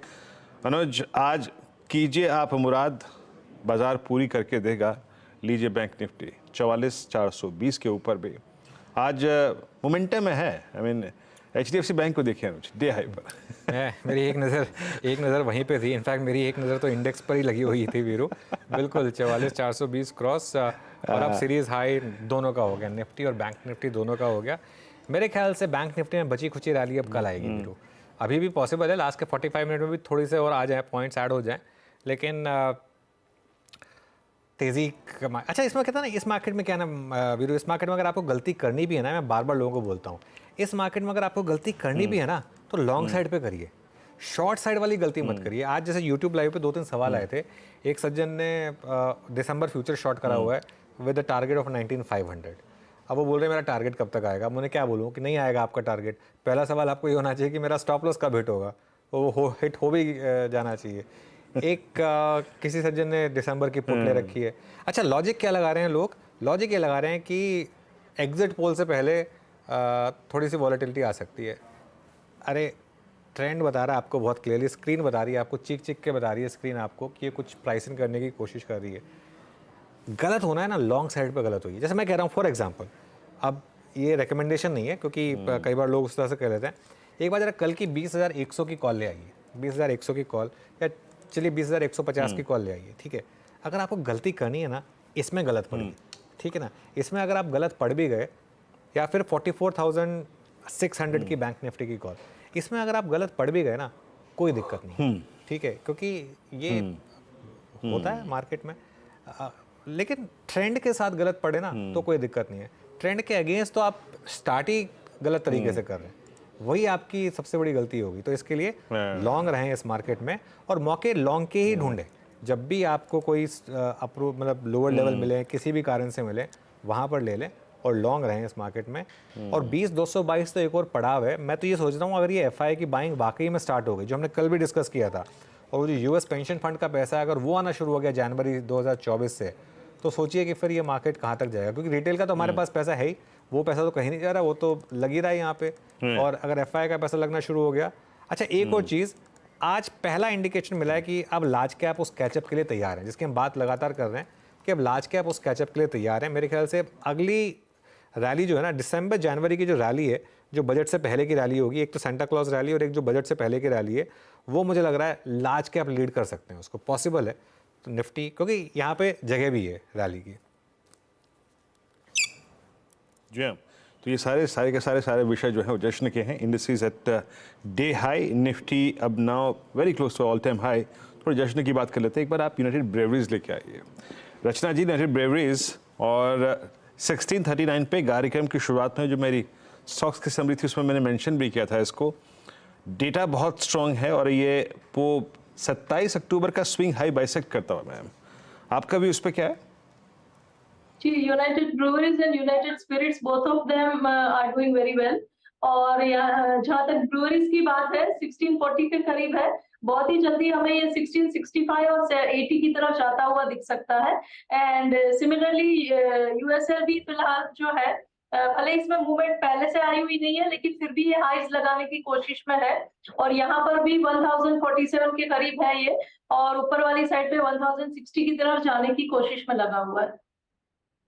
इस एक्साइटमेंट में वो टाटा पावर की मैनेजमेंट वाली वो बाइट लेना भूल गया। मैं काम करता हूँ, 4 का चौका ले लेते हैं, उसके बाद उस पर आएंगे। सबसे पहले सस्ता ऑप्शन लेंगे हम शिल्पा राउत से, उसके बाद एफएनओ सुपरस्टार लेंगे हम रचना वैद्य से, उसके बाद चार्ट का चमत्कार के लिए मानस जायसवाल से बात होगी, और उसके बाद फाइनली मिड कैप फंडा के लिए गौरांग शाह हमारे साथ तैयार हैं। तो ये चारों की चारों ट्रेड्स आपके लिए लाइंड अप हैं। शिल्पा जी चलिए शुरुआत करते हैं सस्ता ऑप्शन ट्रेड से। जी अनुज जी, सस्ता ऑप्शन मेरा रहेगा मैकडॉवल से। मैकडॉवल भी बहुत अच्छे रेंज में है, जहाँ पे 1020 पे एक अच्छा खासा सपोर्ट है और यहाँ से स्टॉक बिल्कुल तैयार है फॉर 1080 टू 1100 जोन्स। तो 1060 का जो कॉल ऑप्शन है, जो 26 रुपीज़ 26 हाफ की तरफ अभी ट्रेड कर रहा है, आप इसमें पार्टिसिपेट कीजिए। स्टॉप लॉस 20 रुपये का रखिए और जो पहला टारगेट रहेगा वो 34 का रहेगा, फिर मेरा दूसरा टारगेट 39 एंड 44। इसमें अपसाइड पोटेंशियल बहुत है and very nicely placed counter. Okay चलिए, ये हो गई शिल्पा जी की कॉल। यूनाइटेड स्पिरिट्स 1060 की कॉल। रचना जी आपका एफएनओ सुपरस्टार। जी मेरी तरफ से जो एफएनओ सुपरस्टार रहेगा आईसीआईसीआई बैंक का दिसंबर का फ्यूचर्स रहेगा और इसको हम लॉन्ग करेंगे। दिसंबर के फ्यूचर्स में करीब करीब 944 के आसपास प्राइस है और ये बहुत ही जल्दी हमें 952 की तरफ जाता हुआ दिखाई दे सकता है। डाउन साइड पे हमारा इसका एसएल होना चाहिए 940 पे, सो 940 एसएल एंड 952 टारगेट। ओके यहाँ पर रचना जी का ट्रेड हो गया आईसीआईसीआई बैंक। 2 बार इस कार्यक्रम में अब तक ये ट्रेड आ चुका है और चार्ट के चमत्कार पिक करते हैं मानस जी से। मानस जी बताइए क्या पिक कर रहे हैं आप? तो देखिए एक्सिस बैंक में खरीदारी करने की राय रहेगी। एक्सिस बैंक ने एक बहुत ही इंपॉर्टेंट लेवल ब्रीच किया है, 1050 का बड़ा हर्डल था, स्टॉक ने उसको ब्रीच किया है। तो ये एक ब्रेकआउट केस है और इसके बाद आपको कम से कम 40-50 रुपए का आपको देखने को मिल सकता है। इसलिए करंट लेवल्स पे खरीदारी करिए। 1043 का स्टॉप लॉस लगाइए और 1075 के टारगेट आपको एक्सिस बैंक में सेट करने की कैश लेवल्स मैंने बताए हैं। ऑप्शन में 1060 वाला कॉल ऑप्शन दिसंबर का लिया जा सकता है। 25 रुपए पे ट्रेड हो रहा है, 18 रुपए का स्टॉप लॉस लगा रहा है और 40 रुपए के टारगेट सेट करने हैं। एक्सिस बैंक, बैंकों की भरमार और सेंटर ऑफ अट्रैक्शन क्या है, इन कॉल्स के जरिए आप समझ सकते हैं। गौरांग शाह जी के पास चलते हैं मिड कैप फंडा पिक करने के लिए। गौरांग जी आपकी कॉल मिड कैप फंडा में आज। तो Virendra, small to mid cap कह सकते हैं इस कंपनी को। डिफरेंट क्षेत्र की कंपनी, काफी समय पहले आईपीओ आया था। कोचिन शिपयार्ड की हम बात कर रहे हैं। एशिया पैसिफिक में इनकी जो ड्राई डॉक फैसिलिटी है वो सबसे बड़ी है। दक्षिण भारत स्थापित ये कंपनी इंडिजिनस एयरक्राफ्ट कैरियर में 75% भारत से बना हुआ सामान लाद करके ये एयरक्राफ्ट बनाया था, एयरक्राफ्ट कैरियर बनाया था। और इनके पास ऑर्डर भी उतनी अच्छी मात्रा में है, चाहे वो नौसेना से हो, भारतीय नौसेना से हो या फिर बाकी अन्य निजी क्षेत्र की कंपनी या फिर विदेशी कंपनी के तरफ से। 1270 का लक्ष्य निर्धारित किया है कोचिन शिपयार्ड के। चलिए अब एक काम करते हैं, चारों की चारों ट्रेड सब आपके लिए रिकैप करते हैं। सबसे पहले शिल्पा राउत जी ने यूनाइटेड स्पिरिट्स मैकडॉवल 1060 की दिसंबर कॉल ये सजेस्ट किया आपके लिए। यहाँ पर 20 रुपये के स्टॉप लॉस हैं, 34, 39 और 44 के टारगेट। रचना वैद्य जी के पिक एफएनओ सुपरस्टार में आईसीआईसीआई बैंक 940 का स्टॉप लॉस लगाना है, यहाँ आपको 952 का लगाना है टारगेट। मानस जायसवाल की पिक है अगली एक्सिस बैंक, यहाँ पर 1043 का स्टॉप लॉस है और टारगेट है 1075 का। उसके बाद कोचिन शिपयार्ड है गौरांग जी की पिक, यहाँ पे कोई स्टॉप लॉस नहीं है क्योंकि ये एक फंडामेंटल पिक है लॉन्ग टर्म के हिसाब से, और यहाँ पे 1270 के टारगेट्स हैं। मैं पहले स्टॉप लॉस डिस्कस इसलिए करता हूँ वीरू, कई लोग पूछ रहे थे मुझसे कि मैं कोई भी ट्रेड की बात करता हूँ तो पहले स्टॉप लॉस फिर टारगेट, क्योंकि कोई भी ट्रेड आप लेना सबसे पहले आपके दिमाग में स्टॉप लॉस होना चाहिए, टारगेट बाद में, पहले स्टॉप लॉस। कि अगर आप कोई ट्रेड ले रहे हैं तो अगर आप शुरुआत ये करेंगे कि मैं ये ट्रेड ले रहा हूँ इस टारगेट के साथ, चांसेस है कि वो टारगेट नहीं आएगा। लेकिन आप एक शुरुआत करेंगे एक ट्रेड की ये सोचकर कि ये स्टॉप लॉस है, अच्छा चांस है कि वो स्टॉप लॉस आपका नहीं लगेगा, प्रोवाइडेड वो लॉजिकल हो। वीरू बैंक निफ्टी देखिए 44,500 आज ही आ गया, ये इंपॉर्टेंस थी वो 44,420 की। जैसे ही क्रॉस हुआ 80 पॉइंट, ये 80 पॉइंट क्या थे? ये 80 पॉइंट जिन ने शॉर्ट किया हुआ था उन्होंने 44,420 का स्टॉप लॉस लगाया हुआ था, ये वो वाले 80 पॉइंट आए हैं एकदम से। तो निफ्टी भी डे हाई पर, निफ्टी बैंक भी डे हाई पर, सीरीज हाई क्रॉस हो चुका है और अब क्या करें बात, कॉल्स भी हो गई हैं, आज का 4 का चौका भी हो चुका है। अब जगह है जनाब SBI, आपकी स्क्रीन पे SBI आएगा। हालांकि मैं टाटा केमिकल को डिस्कस करने वाला था, मैंने उसको ही मार्क कर रखा था, पर इट्स SBI जो कि अब फाइनली, और मैं इस वक्त इसकी चर्चा इसलिए कर रहा हूँ क्योंकि ये प्राइस एग्जैक्टली जो कि मैंने सुबह भी मेंशन किया था, it's 569 20 day exponential moving average है, और बिटवीन 569 टू 576 यानी मात्र 7 रुपए के अंतराल में इसके सारे एवरेजेस हैं, 20, 50, 100 और 200।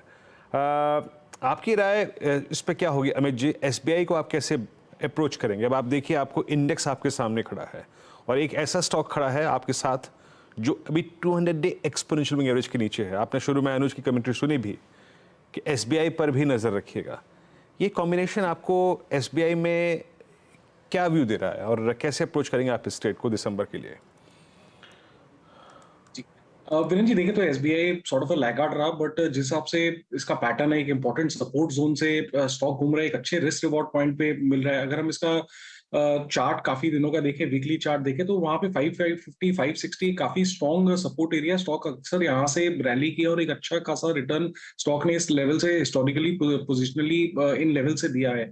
करंट स्ट्रक्चर देखें तो सेम 550 560 के लेवल से एक राउंडिंग बॉटम बनाते हुए स्टॉक ऊपर आ रहा है। बात आपकी बिल्कुल सही है कि अब 200 EMA को जस्ट टच कर रहा है, पर जिस हिसाब से मोमेंटम और जिस हिसाब से सेक्टर में जिस हिसाब से पूरे ओवरऑल सेक्टर में स्ट्रेंथ है, मुझे नहीं लगता कि SBI ज्यादा दिन एक लैगार्ड रहेगा। रैशनल ट्रेड का ये रहेगा कि एक अच्छे रिस्क रिवॉर्ड पॉइंट से एक राउंडिंग पैटर्न से स्टॉक निकल रहा है, तो एक पोजीशन बनाई जा सकती है। एक छोटा सा स्टॉप लॉस रखेंगे 555 का। नियर टर्म में मुझे लगता है कि इसकी जो रेजिस्टेंस है लगभग 585 590 स्टॉक वहां जा सकता है। Once that area is clear तो वहां पे फिर एक लार्जर मूव अनफोल्ड होगा, बट इनिशियली 585 590 के टारगेट के साथ SBI में वर्क करेंगे। चलिए अब एक काम करते हैं, वो जो प्रॉमिस चार्ट थी उस पर आ जाते हैं। टाटा पावर का फोकस क्लीन और ग्रीन एनर्जी पर रहेगा काफ़ी, और कंपनी के MD और CEO प्रवीर सिन्हा ने CNBC आवाज़ से ये बात कही एक खास एक्सक्लूसिव चर्चा में। आइए सुनते हैं शिवम के साथ जो उनकी बात हुई उसका एक छोटा सा अंश। भारत को ग्रीन बनाने में, एक ग्रीन एनर्जी ट्रांसफॉर्मेशन में जो एक टारगेट लक्ष्य लेकर हम लोग आगे बढ़ रहे हैं, उसमें आपका योगदान क्या होने वाला है? 1922 में ये बिल्डिंग इनॉग्रेट हुआ था और कंस्ट्रक्शन वर्क इसका 1915 में शुरू हुआ था, और ये हाइड्रो पावर प्लांट है, भीवपुरी हाइड्रो पावर प्लांट। और ये उस समय इसलिए लगाया गया था क्योंकि मुंबई शहर के लिए clean, green and affordable power provide करना था, और उसी के तहत ये प्लांट लगा। तो इससे और अच्छा एग्जाम्पल आपको कहीं नहीं मिलेगा कि the foundation of Tata power is on clean energy और ग्रीन एनर्जी। और आगे भी आप देखिएगा कि हमारे जितने इनिशिएटिव हैं, चाहे हमारे सोलर एंड विंड के हों या हमारा ये पम्प्ड हाइड्रो का इनिशिएटिव है 1000 मेगावाट का यहाँ 1800 शिरोटा में, ये इसीलिए हम लगा रहे हैं ताकि हम 24/7 क्लीन एनर्जी, रिन्यूएबल एनर्जी कैसे पैकेज करके दे पाएँ। तो हमारा ये हाइब्रिड सोल्यूशन होगा सोलर और विंड एंड पम्प्ड हाइड्रो का, ताकि कंज्यूमर, चाहे वो इंडस्ट्रियल कंज्यूमर हो, कमर्शियल कंज्यूमर हो, ग्रुप कैप्टिव कंज्यूमर हो, यूटिलिटी कंज्यूमर हो, सबको हम ये सोल्यूशन दे पाएँ। और मैं उम्मीद करता हूँ कि 2027-28 से आगे हम ये सोल्यूशन प्रोवाइड कर पाएंगे। चलिए ये बात तो हुई थी टाटा पावर की मैनेजमेंट से। कुछ और स्टॉक्स देख लेते हैं एक बार। गाबा सर, आपके 2 स्टॉक्स रिविजिट करना चाहूँगा, एक तो जुबिलेंट फूडवर्क और दूसरा संवर्धन मदरसन, दोनों डे हाई पर। मेरे ख्याल दोनों के टारगेट भी हिट हुए होंगे, अब क्या करें यहाँ पर? 60 टारगेट था जुबिलेंट फूड का, वो अचीव हो गया, लेकिन अब भी जो तेजी मिली, जैसे मैंने सुबह कहा था कि ये हायर टाइम फ्रेम में ब्रेकआउट मिला है जुबिलेंट फूड, मेरे ख्याल से 580 तक जा रहा है, 590 भी पॉसिबल है, लेकिन फर्स्ट टेक्निकल टारगेट जुबिलेंट में होगा मेरे ख्याल से 580-85 जोन। रही बात मदरसन की, यहाँ पर एक अपमूव मिला है आज, इसका टारगेट मेरे ख्याल से 96 होगा। सुबह मैंने टारगेट दिया था 94 to 96, फर्स्ट टारगेट 94 अचीव हो चुका, अब 96 और 97 के लिए खुला है। तो यस, अपमूव ऑन है, जो इसमें जो मूव मिला है एक वेंजेंस के साथ मिला है मदरसन में। यस, अब मूव ऑन है। ओके, चलिए एक छोटा सा ब्रेक ले लेते हैं। ब्रेक लेकर जब लौटेंगे तो complete circles stellar wealth PMS के इक्विटी एडवाइज़र गौतम वैद जुड़ेंगे हमारे साथ। उनसे मार्केट पर बात करेंगे, लेकिन उनसे एक और बात भी करेंगे, और ये भी काफ़ी प्रभावित रहे हैं वॉरेन बफे और चार्ली मंगर से, तो थोड़ी उस पर भी बात करेंगे एक छोटे से ब्रेक के बाद।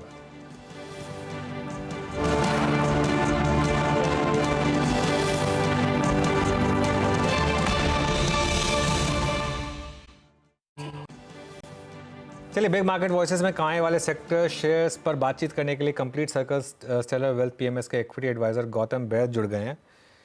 अच्छा, गौतम वैद एक बहुत अच्छे ऑथर भी हैं। इन्होंने 2 बेस्ट सेलिंग बुक्स लिखी हैं, जिसमें से एक थी द जॉयज़ ऑफ कंपाउंडिंग, और एक उसके बाद उसका sequel the making of a value investor, जो इसी साल आई थी। Gautam ji, good afternoon. Joys of compounding दोनों बुक्स आपने वैसे मुझे गिफ्ट भी की थी। सबसे पहले तो बहुत बहुत शुक्रिया आज हमारे साथ जुड़ने के लिए और हमसे बात करने के लिए।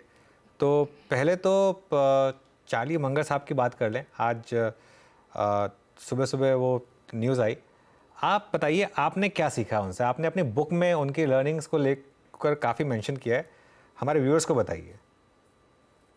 अनुज जी, मेरी पहली किताब द जॉयज ऑफ कंपाउंडिंग का सबसे पहला वाक्य, सबसे पहला कोट चार्ली मंगर जी का ही था, जो ऐसे जाता है that the best thing a human being can do is to help another human being no more. So हम सबको ये लाइफ लेसन एम्ब्रेस करना चाहिए। ये attitude of helping others unconditionally अगर हम एम्ब्रेस कर लें, सो फिर क्या होता है, ओवर डेकेड्स हमारा गुडविल बहुत बड़े तरह से कंपाउंड करता है, and that is the true definition of a really fulfilling and meaningful life. So मेरे ख्याल से इन्वेस्टिंग के बाहर भी चार्ली मंगर जी ने हमें बहुत सारे अच्छे जिंदगी के लेसन सिखाए हैं। सो मैं उनका बहुत आभारी हूँ, and I really pray his soul rests in peace in the heavenly abode above.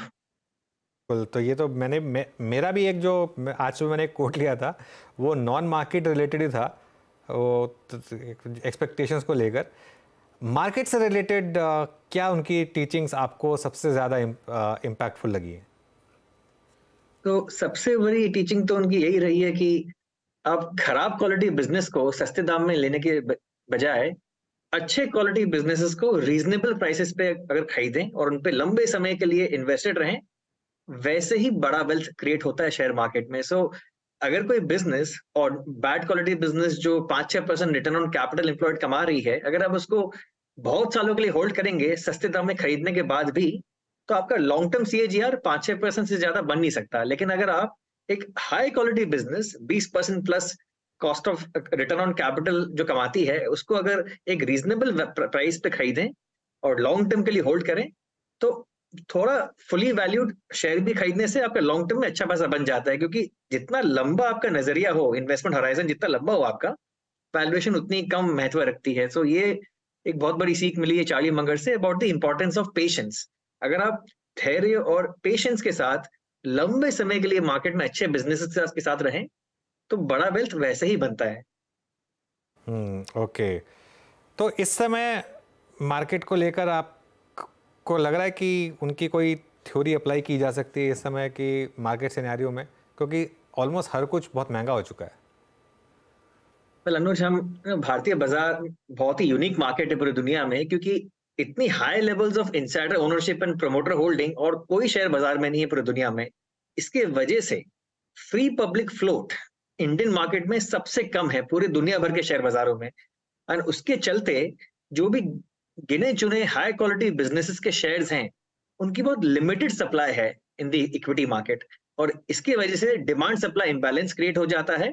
और यही असली वजह है कि जो गिने चुने 50-100 हाई क्वालिटी बिजनेसेस लिस्टेड हैं शेयर मार्केट में, उनके वैल्यूएशंस इतने स्काई हाई प्रीमियम में चलते हैं इंडियन मार्केट में। तो आपके 2 चॉइसेस हैं महंगी मार्केट में। या तो आप क्वालिटी कर्व के नीचे जाइए, एकदम माइक्रो कैप्स में घुस जाइए, जहाँ पे अभी भी सस्ते वैल्यूएशन में आपको शेयर्स मिलेंगे, लेकिन वहां पे रिस्क बहुत ज्यादा है।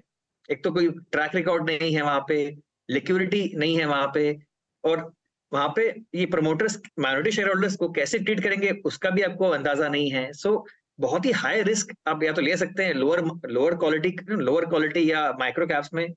दूसरा ऑप्शन ये है कि आप स्पेशल सिचुएशन इन्वेस्टिंग के थ्रू आप अच्छे क्वालिटी बिजनेसेस को सस्ते दामों में खरीद सकते हैं। तो एज वेरी सिंपल एग्जांपल, जब कोई लार्ज कैप पेरेंट से कोई small cap high quality business demerge होती है और शेयर मार्केट में लिस्ट होती है, तो जो भी लार्ज कैप म्यूचुअल फंड्स उस पेरेंट को होल्ड करते थे, उनको बाय द वेरी मैंडेट उस हाई क्वालिटी स्मॉल बिजनेस के स्टॉक को ओपन मार्केट में बेचना पड़ता है। उसकी वजह से फोर्स सेलिंग आती है और फिर आपको अच्छे quality small cap mid cap shares reasonable prices में मिल जाते हैं। तो वो एक तरीका है एक्सपेंसिव मार्केट्स में अल्फा क्रिएट करने का।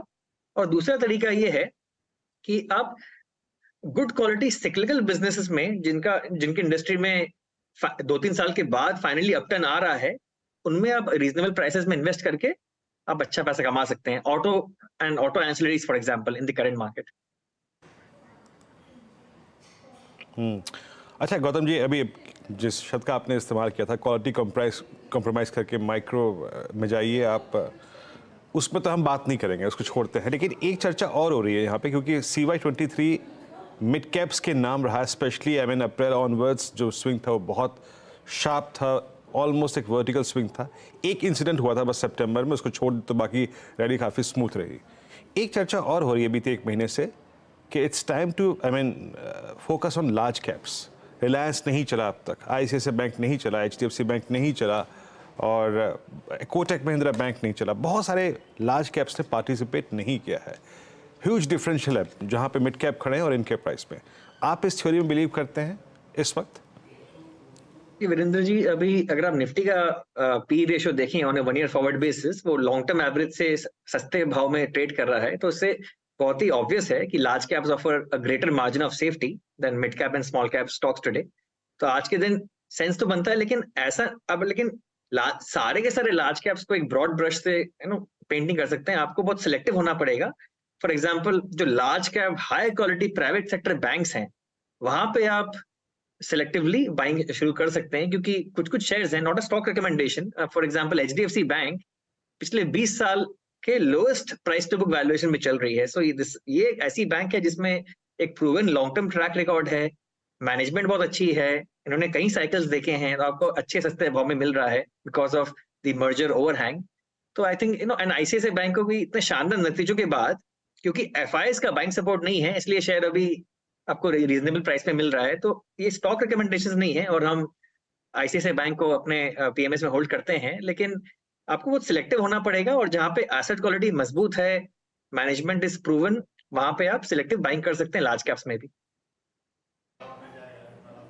ओके अच्छा गौतम जी, एक और चीज़, इन क्वार्टरली अर्निंग्स के बाद वो ऐसा स्पेस जो कि आपको सबसे ज़्यादा इम्प्रेस करके गया हो, वो सेक्टर जहाँ पे आप काफ़ी अपने व्यू में आपके चेंज आया हो या फिर आप बहुत इम्प्रेस हुए हो, कोई खास space in correlation to their price movement? जैसे फॉर इंस्टेंस इस बार डायग्नोस्टिक स्पेस की अर्निंग्स अच्छी थी, वो स्टॉक्स चले भी। केमिकल्स की अर्निंग्स अभी भी ख़राब है, लेकिन स्टॉक्स में हल्का सा मूव आ रहा है। कोई ऐसा कॉन्ट्राबैट है आपके जहन में आता हुआ इस अर्निंग सीजन के बाद? मेरे ख्याल से अगर आप होम टेक्सटाइल कंपनीज के मैनेजमेंट की कमेंट्री को सुने, उनके कॉन्फ्रेंस कॉल्स में बहुत ही बुलिश कमेंट्री आई है बहुत दिनों के बाद। जो डीस्टॉकिंग चल रही थी वेस्टर्न वर्ल्ड में, वो अब खत्म हो चुकी है और अब रीस्टॉकिंग का साइकिल फ्रेश शुरू हो रहा है। So home textile exporters is one space जहाँ पे आप डेफिनेटली देख सकते हैं, वैल्यूएशंस भी काफी रीजनेबल हैं और वहाँ पे कुछ गिने चुने नाम है, जो कुछ गिने चुने बिजनेसेस हैं जिनकी बैलेंस शीट बहुत मजबूत है, एसेट लाइट बिजनेस मॉडल है और उनकी मैनेजमेंट ने भी अपना गाइडेंस को रिवाइज अपवर्ड किया है। तो वो सिलेक्ट क्षेत्रों में आपको डेफिनेटली ध्यान देना चाहिए। ओके अच्छा गौतम जी, इस समय इंडियन मार्केट में आपके हिसाब से क्या बड़े रिस्क हैं? वैल्यूएशन वाइज शायद मिड कैप्स और स्मॉल कैप में भले रिस्क हो, लेकिन लार्ज कैप में अभी भी कंफर्ट है, लेकिन ओवरऑल मार्केट रिस्क इस समय क्या ग्लोबली रहेगा या फिर डोमेस्टिकली कोई रिस्क है मार्केट में? सबसे बड़ा डोमेस्टिक रिस्क अनुज है, अगले साल अगर एग्जिस्टिंग सरकार कंटिन्यू नहीं कर पाएगी तो उसकी वजह से पॉलिसी कंटिन्यूटी ब्रेक हो जाएगी और जो भी पॉलिटिकली सेंसिटिव स्टॉक्स हैं like infrastructure, road developers and select other pockets, उनमें बहुत बड़ा गिराव आ सकता है। तो इसलिए कोई भी नेशनल इलेक्शंस के पहले आपको ये पॉलिटिकली सेंसिटिव स्टॉक्स में तो इन्वेस्टेड रहना ही नहीं चाहिए। इसके बारे में मैंने अपनी नई किताब में जिक्र भी किया है कि ऐसे ही इन्वेस्टिंग इतना चैलेंजिंग एक्टिविटी है ओवर द लॉन्ग रन, आप उसको और कॉम्प्लिकेट मत कीजिए by investing in government facing businesses. तो B2G बिजनेसेस को जितना अवॉइड करें अभी, उतना आई थिंक ज्यादा सेफ रहेगा आपके लिए, at least for the next 6 months। Once the clarity comes post the election mandate, उसके बाद आप री-इवैल्यूएट कर सकते हैं। इस समय सबसे बड़ी थीम आपके हिसाब से जो आपने खुद भी इन्वेस्ट की हो या आप स्टडी कर रहे हो इन्वेस्ट करने के लिए, वो क्या होगी?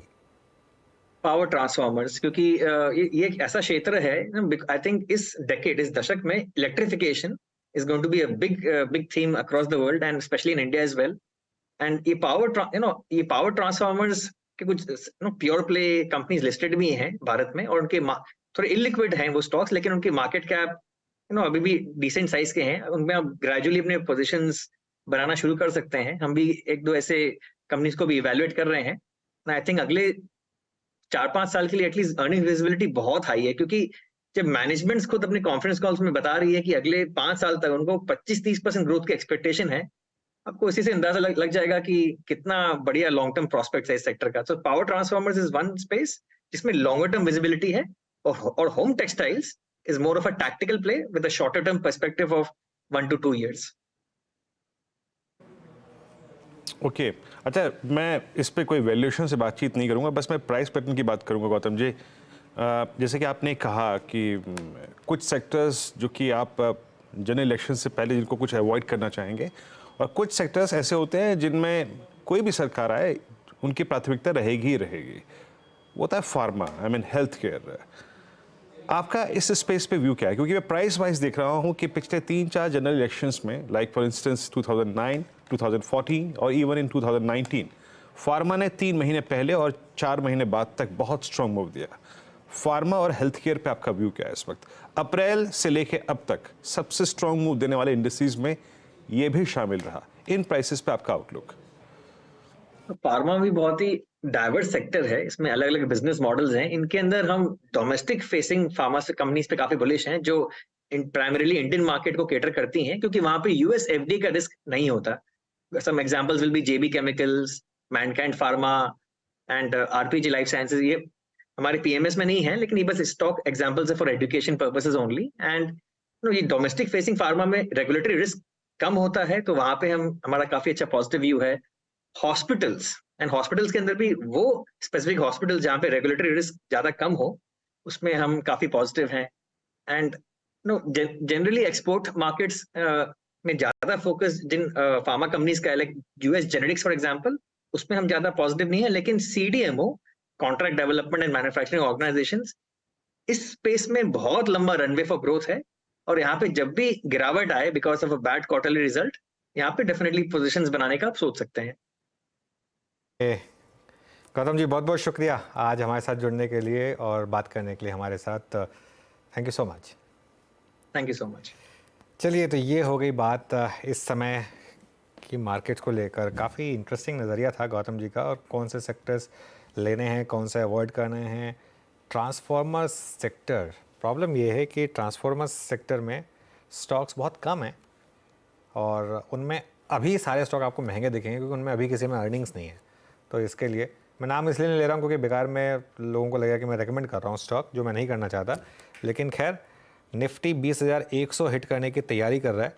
वो 20,100 की कॉल देखें एक बार ज़रा, कहाँ पहुँच गई वो जो बात हो रही थी कि अगर आपको गलती करनी भी है तो उस कॉल में करिए।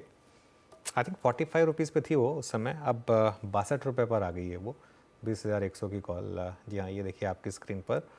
और इंटरेस्टिंग है, हालांकि अभी हमने उस लेवल को क्रॉस नहीं किया है, लेकिन लग रहा है कि बहुत जल्द क्रॉस करेंगे।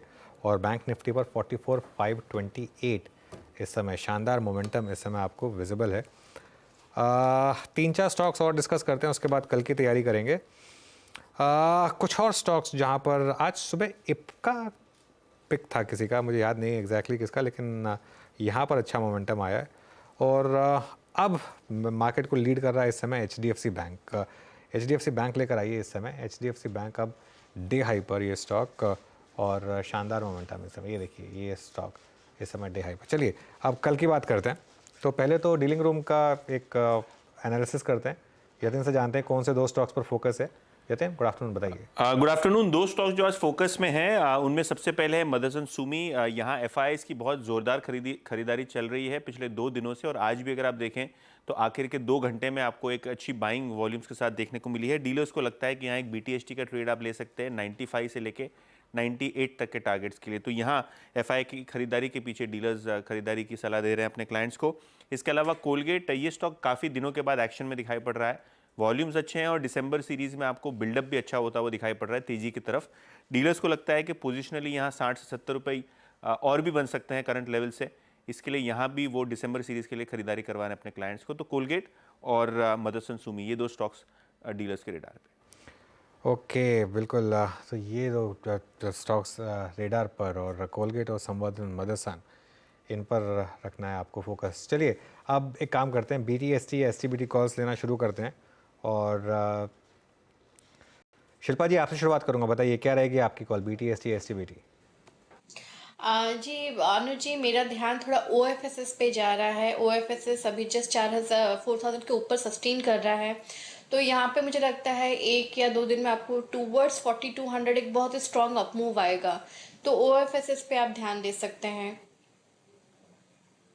कि OFSS पे ध्यान दे सकते हैं। बाय द वे वो इप्का की कॉल शिल्पा जी की ही थी वैसे, इसी शो में थी वो कॉल। गाबा सर, आपका BTST कॉल?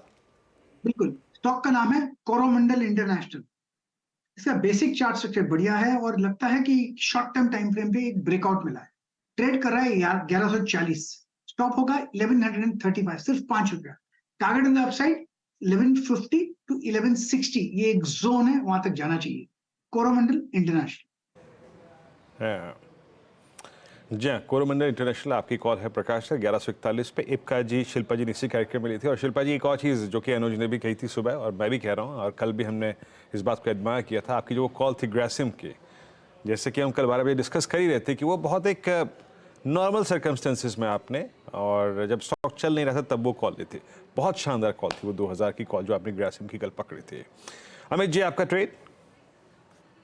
जी वीरेन जी, मेरा ट्रेड रहेगा कोफोज पे। कोफोज पे हमने रिसेंटली एक बहुत शार्प रनअप देखा था और पिछले 5 दिनों से हम एक orderly low volume pull back देख रहे थे, जिसने आके रेस्ट अपने 10 डेमा पे लिया। आज के सत्र में एक sort of a kicker candle है और एक फॉलिंग ट्रेंड लाइन का ब्रेकआउट है वापस कोफोज में, indicating resumption of up trend. 5689 इसका प्राइस है। स्टॉप लॉस छोटा सा 5640 रुपए का रहेगा और टारगेट्स 5800 के रहेंगे।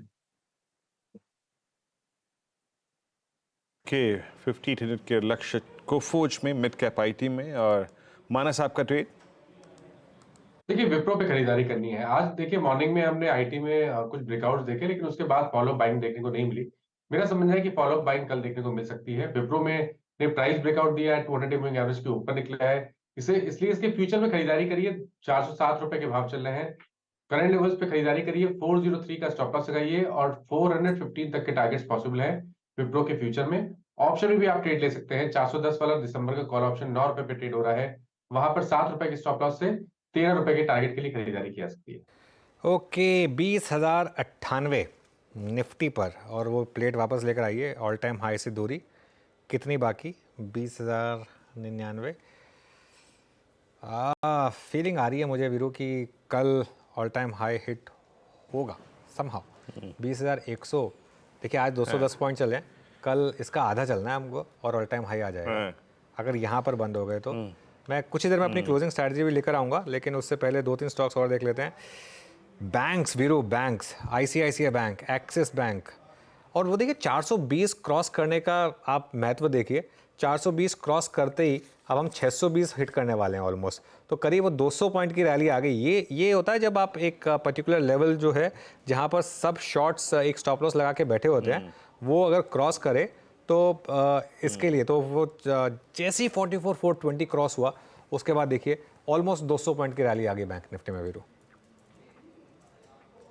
बिल्कुल बिल्कुल बिल्कुल। आज सुबह से अगर आप देखें जो राइटर्स हैं और जिसे कहते हैं ना शॉर्ट होल्डर्स, उनके लिए एक बिल्कुल ही मतलब इन्वर्स स्थिति रही थी। पहले 44,000 पे कॉल राइटर था, उसके ऊपर आके बैठ गया, प्राइस ओपनिंग के साथ टिका रहा। देन HDFC बैंक ने डिलीवर किया 100, 200, 300, 400, 500 सब अगर आप देखें बाइसेक्ट हो गया। 12 बजे तक, 12 बजे का कार्यक्रम में जब कर रहा था, लगभग 12 बजे अनुज 44,500 की कॉल का आउटस्टैंडिंग ओआई करीब 42 लाख के आसपास था, तो उसने वहां भी एक ग्रिप लेने की कोशिश की थी और आप देखिए अब उसका जोन भी बाइसेक्ट हो गया। कॉल राइटर्स के लिए भारी आज बैंक निफ्टी, HDFC बैंक के डे हाई। अच्छा, कॉल सारी पूरी होगी डायरेक्टर साहब, पूरी की पूरी? हाँ, गौर पूरी हो गई। गौरांग जी से एक व्यू ले लेते हैं। गौरांग, कोई ट्रेड आपको यहाँ पे अगर रिकमेंड करना हो थोड़ा सा पोजिशनल पर्सपेक्टिव से, हफ्ते 2 हफ्ते के पर्सपेक्टिव से अच्छा लग रहा हो, वो क्या होगा? तो वीरेंद्र, एक मिड कैप या स्मॉल कैप आईटी स्टॉक की पिटाई हुई थी, टाटा टेक्नोलॉजीज का आईपीओ आ रहा था और किसी बुद्धिमान व्यक्ति ने कुछ बिकवाली की भी राय दी थी। मैं बात कर रहा हूँ केपीआईटी टेक्नोलॉजीज की। ठीक है, चला भी वैसे ही था पिछले 1 साल में। अगर आप देखें 1-1.5 साल में तो केपीआईटी मेरे ख्याल से काफी अच्छा ऊपर के तरफ का दायरा आपको दिखा रहा था। और फिर टाटा टेक का आईपीओ आ रहा था, कुछ बातें होने लगी और यहाँ पर नीचे की तरफ के दायरे देखें तो ये जो करेक्शन आया है वीरेंद्र, अगर थोड़ा बहुत समय दे सकते हैं तो मेरे ख्याल से ये जो ऊपरी स्तर जो गवाए हैं केपीआईटी टेक ने, वो फिर से हासिल हो सकते हैं और शायद एक नया सर्वोच्चम स्तर भी आपको दिखा सकते हैं। टेक्नोलॉजीज 1489, और जिस आईटी स्टॉक में मेरे ख्याल से मुझे याद अच्छी तरीके से हमने इसके मैनेजमेंट से बातचीत भी की थी, जितना शार्प और साथ साथ सस्टेनेबल मूव इस स्टॉक ने दिया है, परसिस्टेंट के साथ मेरे ख्याल से 2 स्टॉक्स सबसे अच्छा मूव देके गए, केपीआईटी और परसिस्टेंट। मेरे स्क्रीन पे कुछ और स्टॉक्स डिफरेंट स्पेस से आके पार्टिसिपेट कर रहे हैं, जिसे कहते हैं आप टिपिकल शॉर्ट कवरिंग स्विंग, और उसमें एक जेएसडब्ल्यू स्टील है। मेटल्स में अगर आप देखें तो ये एक ऐसा चार्ट है जो कि अब पार्टिसिपेट आके करना शुरू कर रहा है। और मानस, इससे पहले कि हम इंडेक्स के व्यू पे जाएं, एक बार जेएसडब्ल्यू स्टील पर अपनी टिप्पणी करिएगा। अब ये लगभग आप ये समझ लीजिएगा कि सितंबर, अक्टूबर, नवंबर की 3 महीने की स्लोपिंग डाउनवर्ड चैनल अब बाइसेक्ट हो रही है। आपका व्यू जेएसडब्ल्यू स्टील पे है? देखिए, व्यू पॉजिटिव है। हाई टॉप सारे बटन दिख रहे हैं चार्ट्स पे। आज एक फ्रेश ब्रेकआउट देखने को मिला है जिसके टारगेट 810 से 815 की रेंज में आते हैं, तो अभी भी खरीदारी करनी चाहिए। 784 का आपको स्टॉप लॉस लगाना है। इसमें ऑप्शन में भी आप ट्रेड ले सकते हैं। 800 वाला कॉल ऑप्शन 21 रुपए पे ट्रेड हो रहा है, वहां पर खरीदारी करिए। 16 रुपए का स्टॉप लॉस लगाइए और 35 रुपए की टारगेट सेट करिए। चलिए, तो कॉल सारी हो गई यहाँ पे, BTST पूरी। एक बार डायरेक्टर साहब डाउ जोन्स फ्यूचर्स और ले आइए, क्योंकि अब जाएंगे हम यहाँ से एग्जैक्टली इंडेक्सेस पे क्या करना चाहिए। डाउ जोन्स फ्यूचर्स मेरे स्क्रीन पे 35,517, 47 पे अनुज लगभग 103 अंकों पर। हमारे पास एक सपोर्टिव एलिमेंट और है, बट बात यही, हमारी कोर स्ट्रेंथ निफ्टी बहुत क्लोज ऑल टाइम हाई की, और बैंक निफ्टी में आज का ये फ्रेश ब्रेकआउट। कैसे अप्रोच करेंगे इंडेक्सेस को कर के लिए? देखिए वीरू, मैं एक चीज़ कहूँगा, अब हर कोई बुलिश होगा, ठीक है, और होना भी चाहिए, वैसे कोई दिक्कत नहीं है। लेकिन मैं एक बार कहूँगा कि निफ्टी में ना आप 25% पोजीशंस बुक कर लें। उसका मैं रीज़न बता रहा हूँ, मैं ये नहीं कह रहा हूँ कि मार्केट अब यहाँ रुक जाएगा, क्योंकि एक वर्टिकल मूव आया है आज, और काफ़ी हद तक मार्केट ने प्राइस इन कर लिया है कि आज आपको यूएस में भी एक बड़ा मूव मिलेगा और बहुत कुछ आपको अच्छा मिलेगा। लेकिन क्या है, कल एक तो एक्सपायरी है, हालांकि व्यू मेरा अभी भी इंटैक्ट है कि हम ऑल टाइम हाई के काफ़ी करीब बंद होंगे, लेकिन कल 1-2 चीज़ें हैं। कल एक ओपेक प्लस की मीटिंग भी है और कल वो एग्जिट पोल भी आना है, तो एक बार के लिए ना आप थोड़ा सा प्रॉफिट यहाँ पर आप बुक कर लें। मार्केट वापस आपको री एंट्री की अपॉर्चुनिटी फिर से देगा, और हमने एक बड़ी स्विंग एंजॉय की है, ठीक है ना, बहुत बड़ी स्विंग हमने एंजॉय की है, तो बाकी का कैरी करें, कोई दिक्कत नहीं है। और अब आप अपना ट्रेलिंग स्टॉप लॉस ना बढ़ाकर ले आएँ। अब आप ले आइए उसको 19,975 पर। वो जो 19,875 था, अब उसको 19,975 पर ले आएँ। एकमात्र रिस्क है कि कल अगर हम इसके नीचे खुले तो, वैसे नहीं खुलना चाहिए, लेकिन मार्केट में कुछ भी हो सकता है। खैर, ये आपका स्टॉप लॉस हो जाएगा। और एक चीज़, अब यहाँ से अगली तेज़ी जो है ना, वो बैंक निफ्टी में करें, क्योंकि बैंक निफ्टी को एक स्प्रिंग की तरह से एक दबा के रखा गया था बिल्कुल, और अब बैंक निफ्टी तैयार है उस, आप किसी स्प्रिंग को दबाएं, फाइनली वो छूटता है ना तो बहुत तेज़ी से उछलता है। अब बैंक निफ्टी तैयार है उस स्प्रिंग वाले मूव के लिए, उसको हम स्प्रिंग मूव कहते हैं मार्केट में। उस स्प्रिंग मूव के लिए बैंक निफ्टी तैयार है, तो उस पर आप फोकस कर सकते हैं। और एक और चीज़, प्रॉफिट बुक करना और शॉर्ट करने में फ़र्क होता है। तो प्रॉफिट बुक करना भी है तो कर लें भले ही, शॉर्ट बिल्कुल ना करें। एक और अप्रोच होती है ऐसी मार्केट्स में, अगर आपने बड़ा प्रॉफिट बनाया, बहुत बड़ा प्रॉफिट बनाया, और स्पेशली अगर आप ऑप्शंस के थ्रू अप्रोच कर रहे हैं इस मार्केट को, अगर आपके पास नेक्स्ट वीक के ऑप्शंस है या नेक्स्ट मंथ के ऑप्शंस है तो कोई दिक्कत नहीं है। अगर आपके पास कल वाली एक्सपायरी के कॉल ऑप्शंस है, फॉर एग्जांपल इवन वो 2100 की कॉल वाली एक्सपायरी, उसमें एक चीज़ का ध्यान रखिएगा, कल अगर मार्केट हल्का सा भी फ्लैट ओपन हुआ या हल्का सा भी मार्केट में 20-30 पॉइंट का भी डाउन टिक आ गया अगर, तो वो कॉल का प्रीमियम बहुत जल्दी इरोड होगा। तो इसके लिए कल वाले ऑप्शन भले ही आप बुक कर लें एक बार, और ये मान के चलेंगे कि कल गैप अप हो भी गया तो भी बैड लक। कल वाले ऑप्शन सिर्फ, नेक्स्ट वीक के ऑप्शन लेकिन आप कैरी कर सकते हैं। और हाँ, बैंक निफ्टी में आप नेक्स्ट वीक का ऑप्शन बाय कर सकते हैं, कल का नहीं। कल का ऑप्शन बाय करना लॉटरी होगा, वो थोड़ा सा मैं अवॉइड करूंगा इस समय बाय करना, मतलब रेकमेंड करना।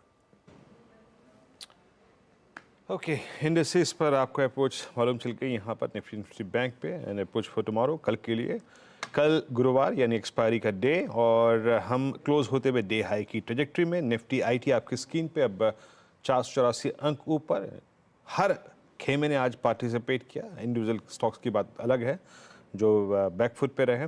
आइए देखते हैं आज की मार्केट ब्रेथ, और मार्केट ब्रेथ को थोड़ा सा आपको डिफरेंट पर्सपेक्टिव से समझना पड़ेगा, क्योंकि यहाँ पे स्टैट्स जो हैं वो थोड़े से मिक्स नज़र आएंगे, क्योंकि अब रोल ओवर स्टार्ट हो चुके हैं।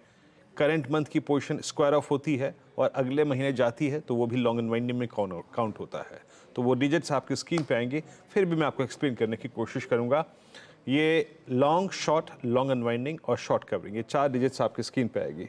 और ये है लॉन्ग 70 ओवरऑल, इसको तो फिगर को किनारे रख दीजिए आप। शॉर्ट कवरिंग यानी अगर आप करंट मंथ में भी शॉर्ट कवरिंग किस में थी, उसमें बहुत सारे केमिकल स्टॉक्स थे, उसमें बहुत सारे अगर आप देखें तो बैंकिंग स्टॉक्स थे। For instance ICICI bank. Shorting कहाँ पे हुई? 15 पे, मात्र 15 स्टॉक्स पे।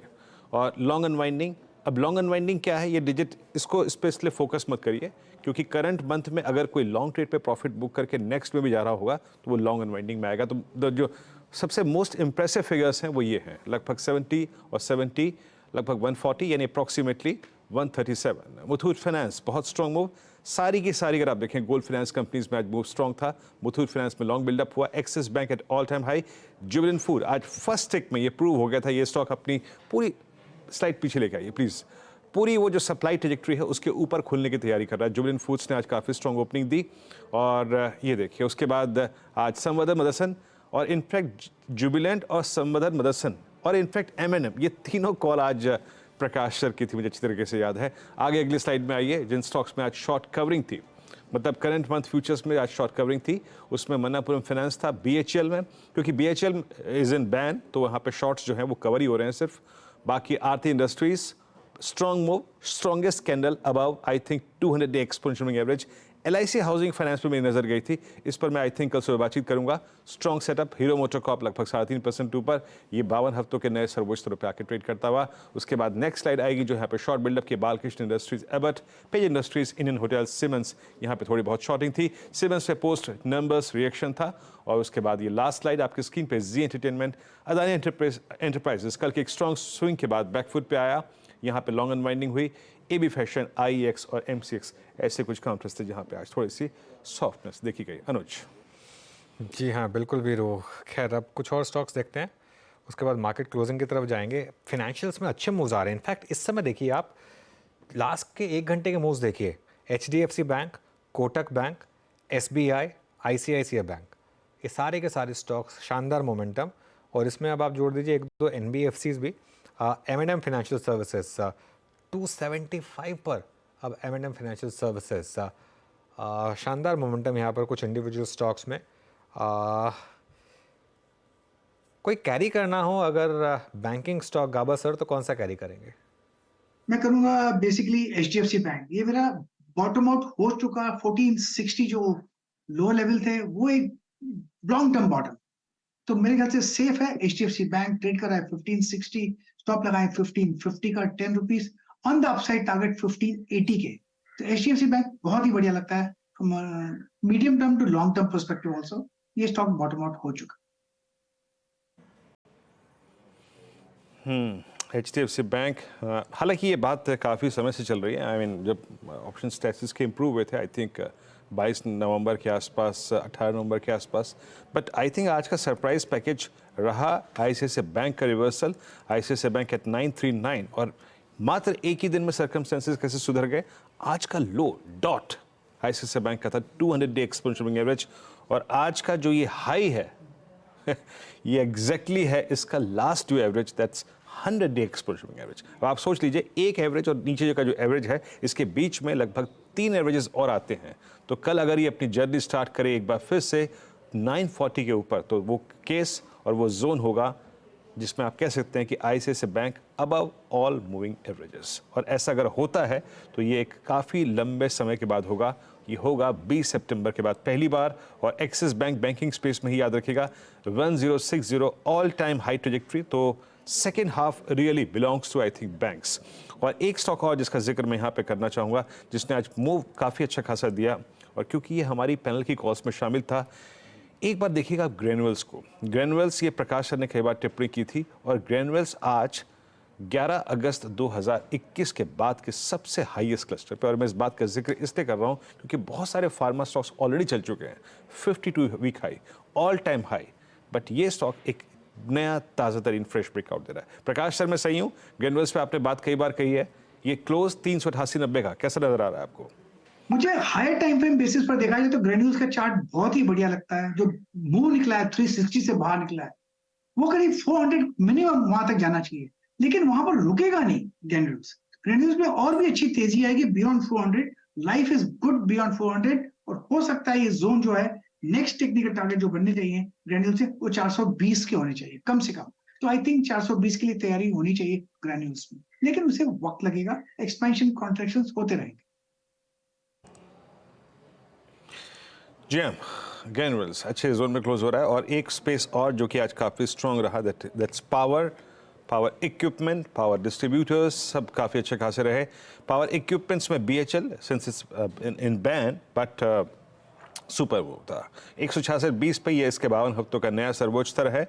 और जो अभी कुछ देर पहले पावर सेक्टर पर चर्चा हो रही थी उसमें टोरेंट पावर जिसका जिक्र भी किया गया था, एक बार वो साइड स्क्रीन पे अपीयर हुआ भी था आपकी, इट्स 937.40, ये भी अपने करियर के हाईएस्ट लेवल पे क्लोज होता हुआ 937.45 पे। तो बहुत सारे पावर स्टॉक्स ने अच्छा मूव दिया। और एक और चीज़ वो है डिफेंस स्पेस का HL 2349 पे ऑल टाइम हाई। तो क्या शानदार आज इंडेक्स स्पेसिफिक और स्टॉक स्पेसिफिक सेशन रहा। अनुज, बेहद शानदार बुधवार, क्लोजिंग अब आपके हाथ में। बिल्कुल बहुत शानदार बुधवार, और कल अगर ऑल टाइम हाई लग जाए तो बस सोने पे सुहागा। लेकिन एक चीज़ तो क्लियर है, अगली बार अगर आपको दिखे कि FIIs शॉर्ट हैं मार्केट में 80% से लेकर 85% तक, आप बिंदास लॉन्ग हो जाइए इस मार्केट में, क्योंकि अब हमारे पास एक ट्रैक रिकॉर्ड आ गया है। 4 बार अब ऐसा हो चुका है जिसमें FIIs इस लेवल पे शॉर्ट रहे हैं। हर बार मार्केट ने एटलीस्ट 500 से 1000 पॉइंट की निफ्टी रैली दिखाई है, तो वो एक क्लियरली आपके लिए एक अप्रोच होनी चाहिए। 20,100 पर क्लोजिंग निफ्टी की तैयारी, एडजस्टेड क्लोजिंग थोड़ी 20,080 20,085 के आसपास रहेगी, लेकिन ठीक है, फिर भी डबल सेंचुरी निफ्टी ने लगाई आज। ये इंडेक्स देखिए आप, 750 पॉइंट, कितने समय के बाद आंखें तरस गई थी इस मूव के लिए वीरू। बैंक निफ्टी में 500 600 700 पॉइंट के मूव्स, 1.5% ऊपर 44,600 पर बैंक निफ्टी IT 500 पॉइंट ऊपर, करीब 1.5% की स्विंग यहाँ पर। मिड कैप इंडेक्स में 3/4% की रैली, और उसके अलावा आप लेकर आइए जरा स्मॉल कैप इंडेक्स। आज दिन था लेकिन लार्ज कैप्स का। आज देखिए निफ्टी बैंक 1.5%, निफ्टी IT 1.5%। जब दो बड़े इंडेक्स 1.5% चलेंगे तो ऑब्वियसली मार्केट में बड़ी रैली आएगी। निफ्टी करीब 1% ऊपर। एडवांस डिक्लाइन देखिए कोई बहुत ज़्यादा खास नहीं था, क्योंकि आज लार्ज कैप में फोकस था। 1540 बढ़ने वाले, 1460 गिरने वाले शेयर आज आपको दिखाई देंगे स्क्रीन पर।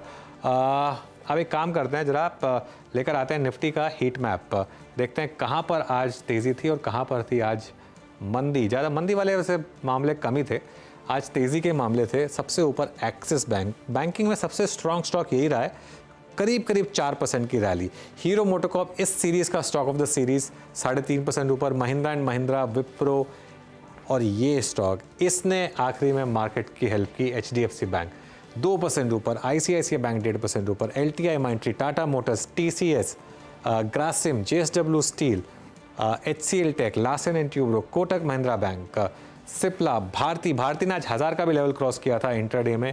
इन्फोसिस, आईटीसी, ये सभी स्टॉक में एक शानदार मोमेंटम आज आपको दिखाई दिया। एक आध स्टॉक थे जो रेड में थे, अदानी एंटरप्राइजेस 2 दिन की बड़ी रैली के बाद थोड़ी प्रॉफिट बुकिंग, ओएनजीसी में थोड़ी सी डिक्लाइन थी आज करीब 1-1.5% की, और डीवीज लैब्स हल्का सा आज नीचे बंद हुआ, लेकिन मार्केट में शानदार तेज़ी का मोमेंटम। चलिए आज की दोनों टीम्स देख लेते हैं, सीधा सौदा की आशीष और यतिन की, और देखते हैं यहाँ पर किस तरीके के मूव्स रहे। सबसे पहले आशीष की टीम लेकर आते हैं। आशीष की टीम में BHEL, PCBL दोनों ऊपर, वीटो स्विच के नीचे, और टाटा पावर यहाँ पर भी हल्की सी तेज़ी रही। यतिन की टीम लेकर आते हैं और देखते हैं वहाँ क्या हुआ। यतिन की टीम में EIL, Jubilant Food Works, United Breweries और यूनियन बैंक, ये कुछ स्टॉक्स रहे जहाँ पर तेज़ी रही। तो शानदार तेज़ी, और कल एक्सपायरी, लेकिन फीलिंग आज ही आ रही थी एक्सपायरी वाली। वीरू बिल्कुल, और क्यों ना हो गुरुवार का इंतज़ार जब इतना शानदार बीता हो बुधवार। जी हाँ, बुधवार की सुबह एक बार फिर से मैं, अनुज, आशीष मौजूद होंगे मॉर्निंग कॉल और मुनाफे की तैयारी लेकर, सारे समीकरण, इंडस्ट्रीज पे अप्रोच, US मार्केट और स्टॉक्स की न्यूज़ लेकर। तब तक के लिए नमस्कार।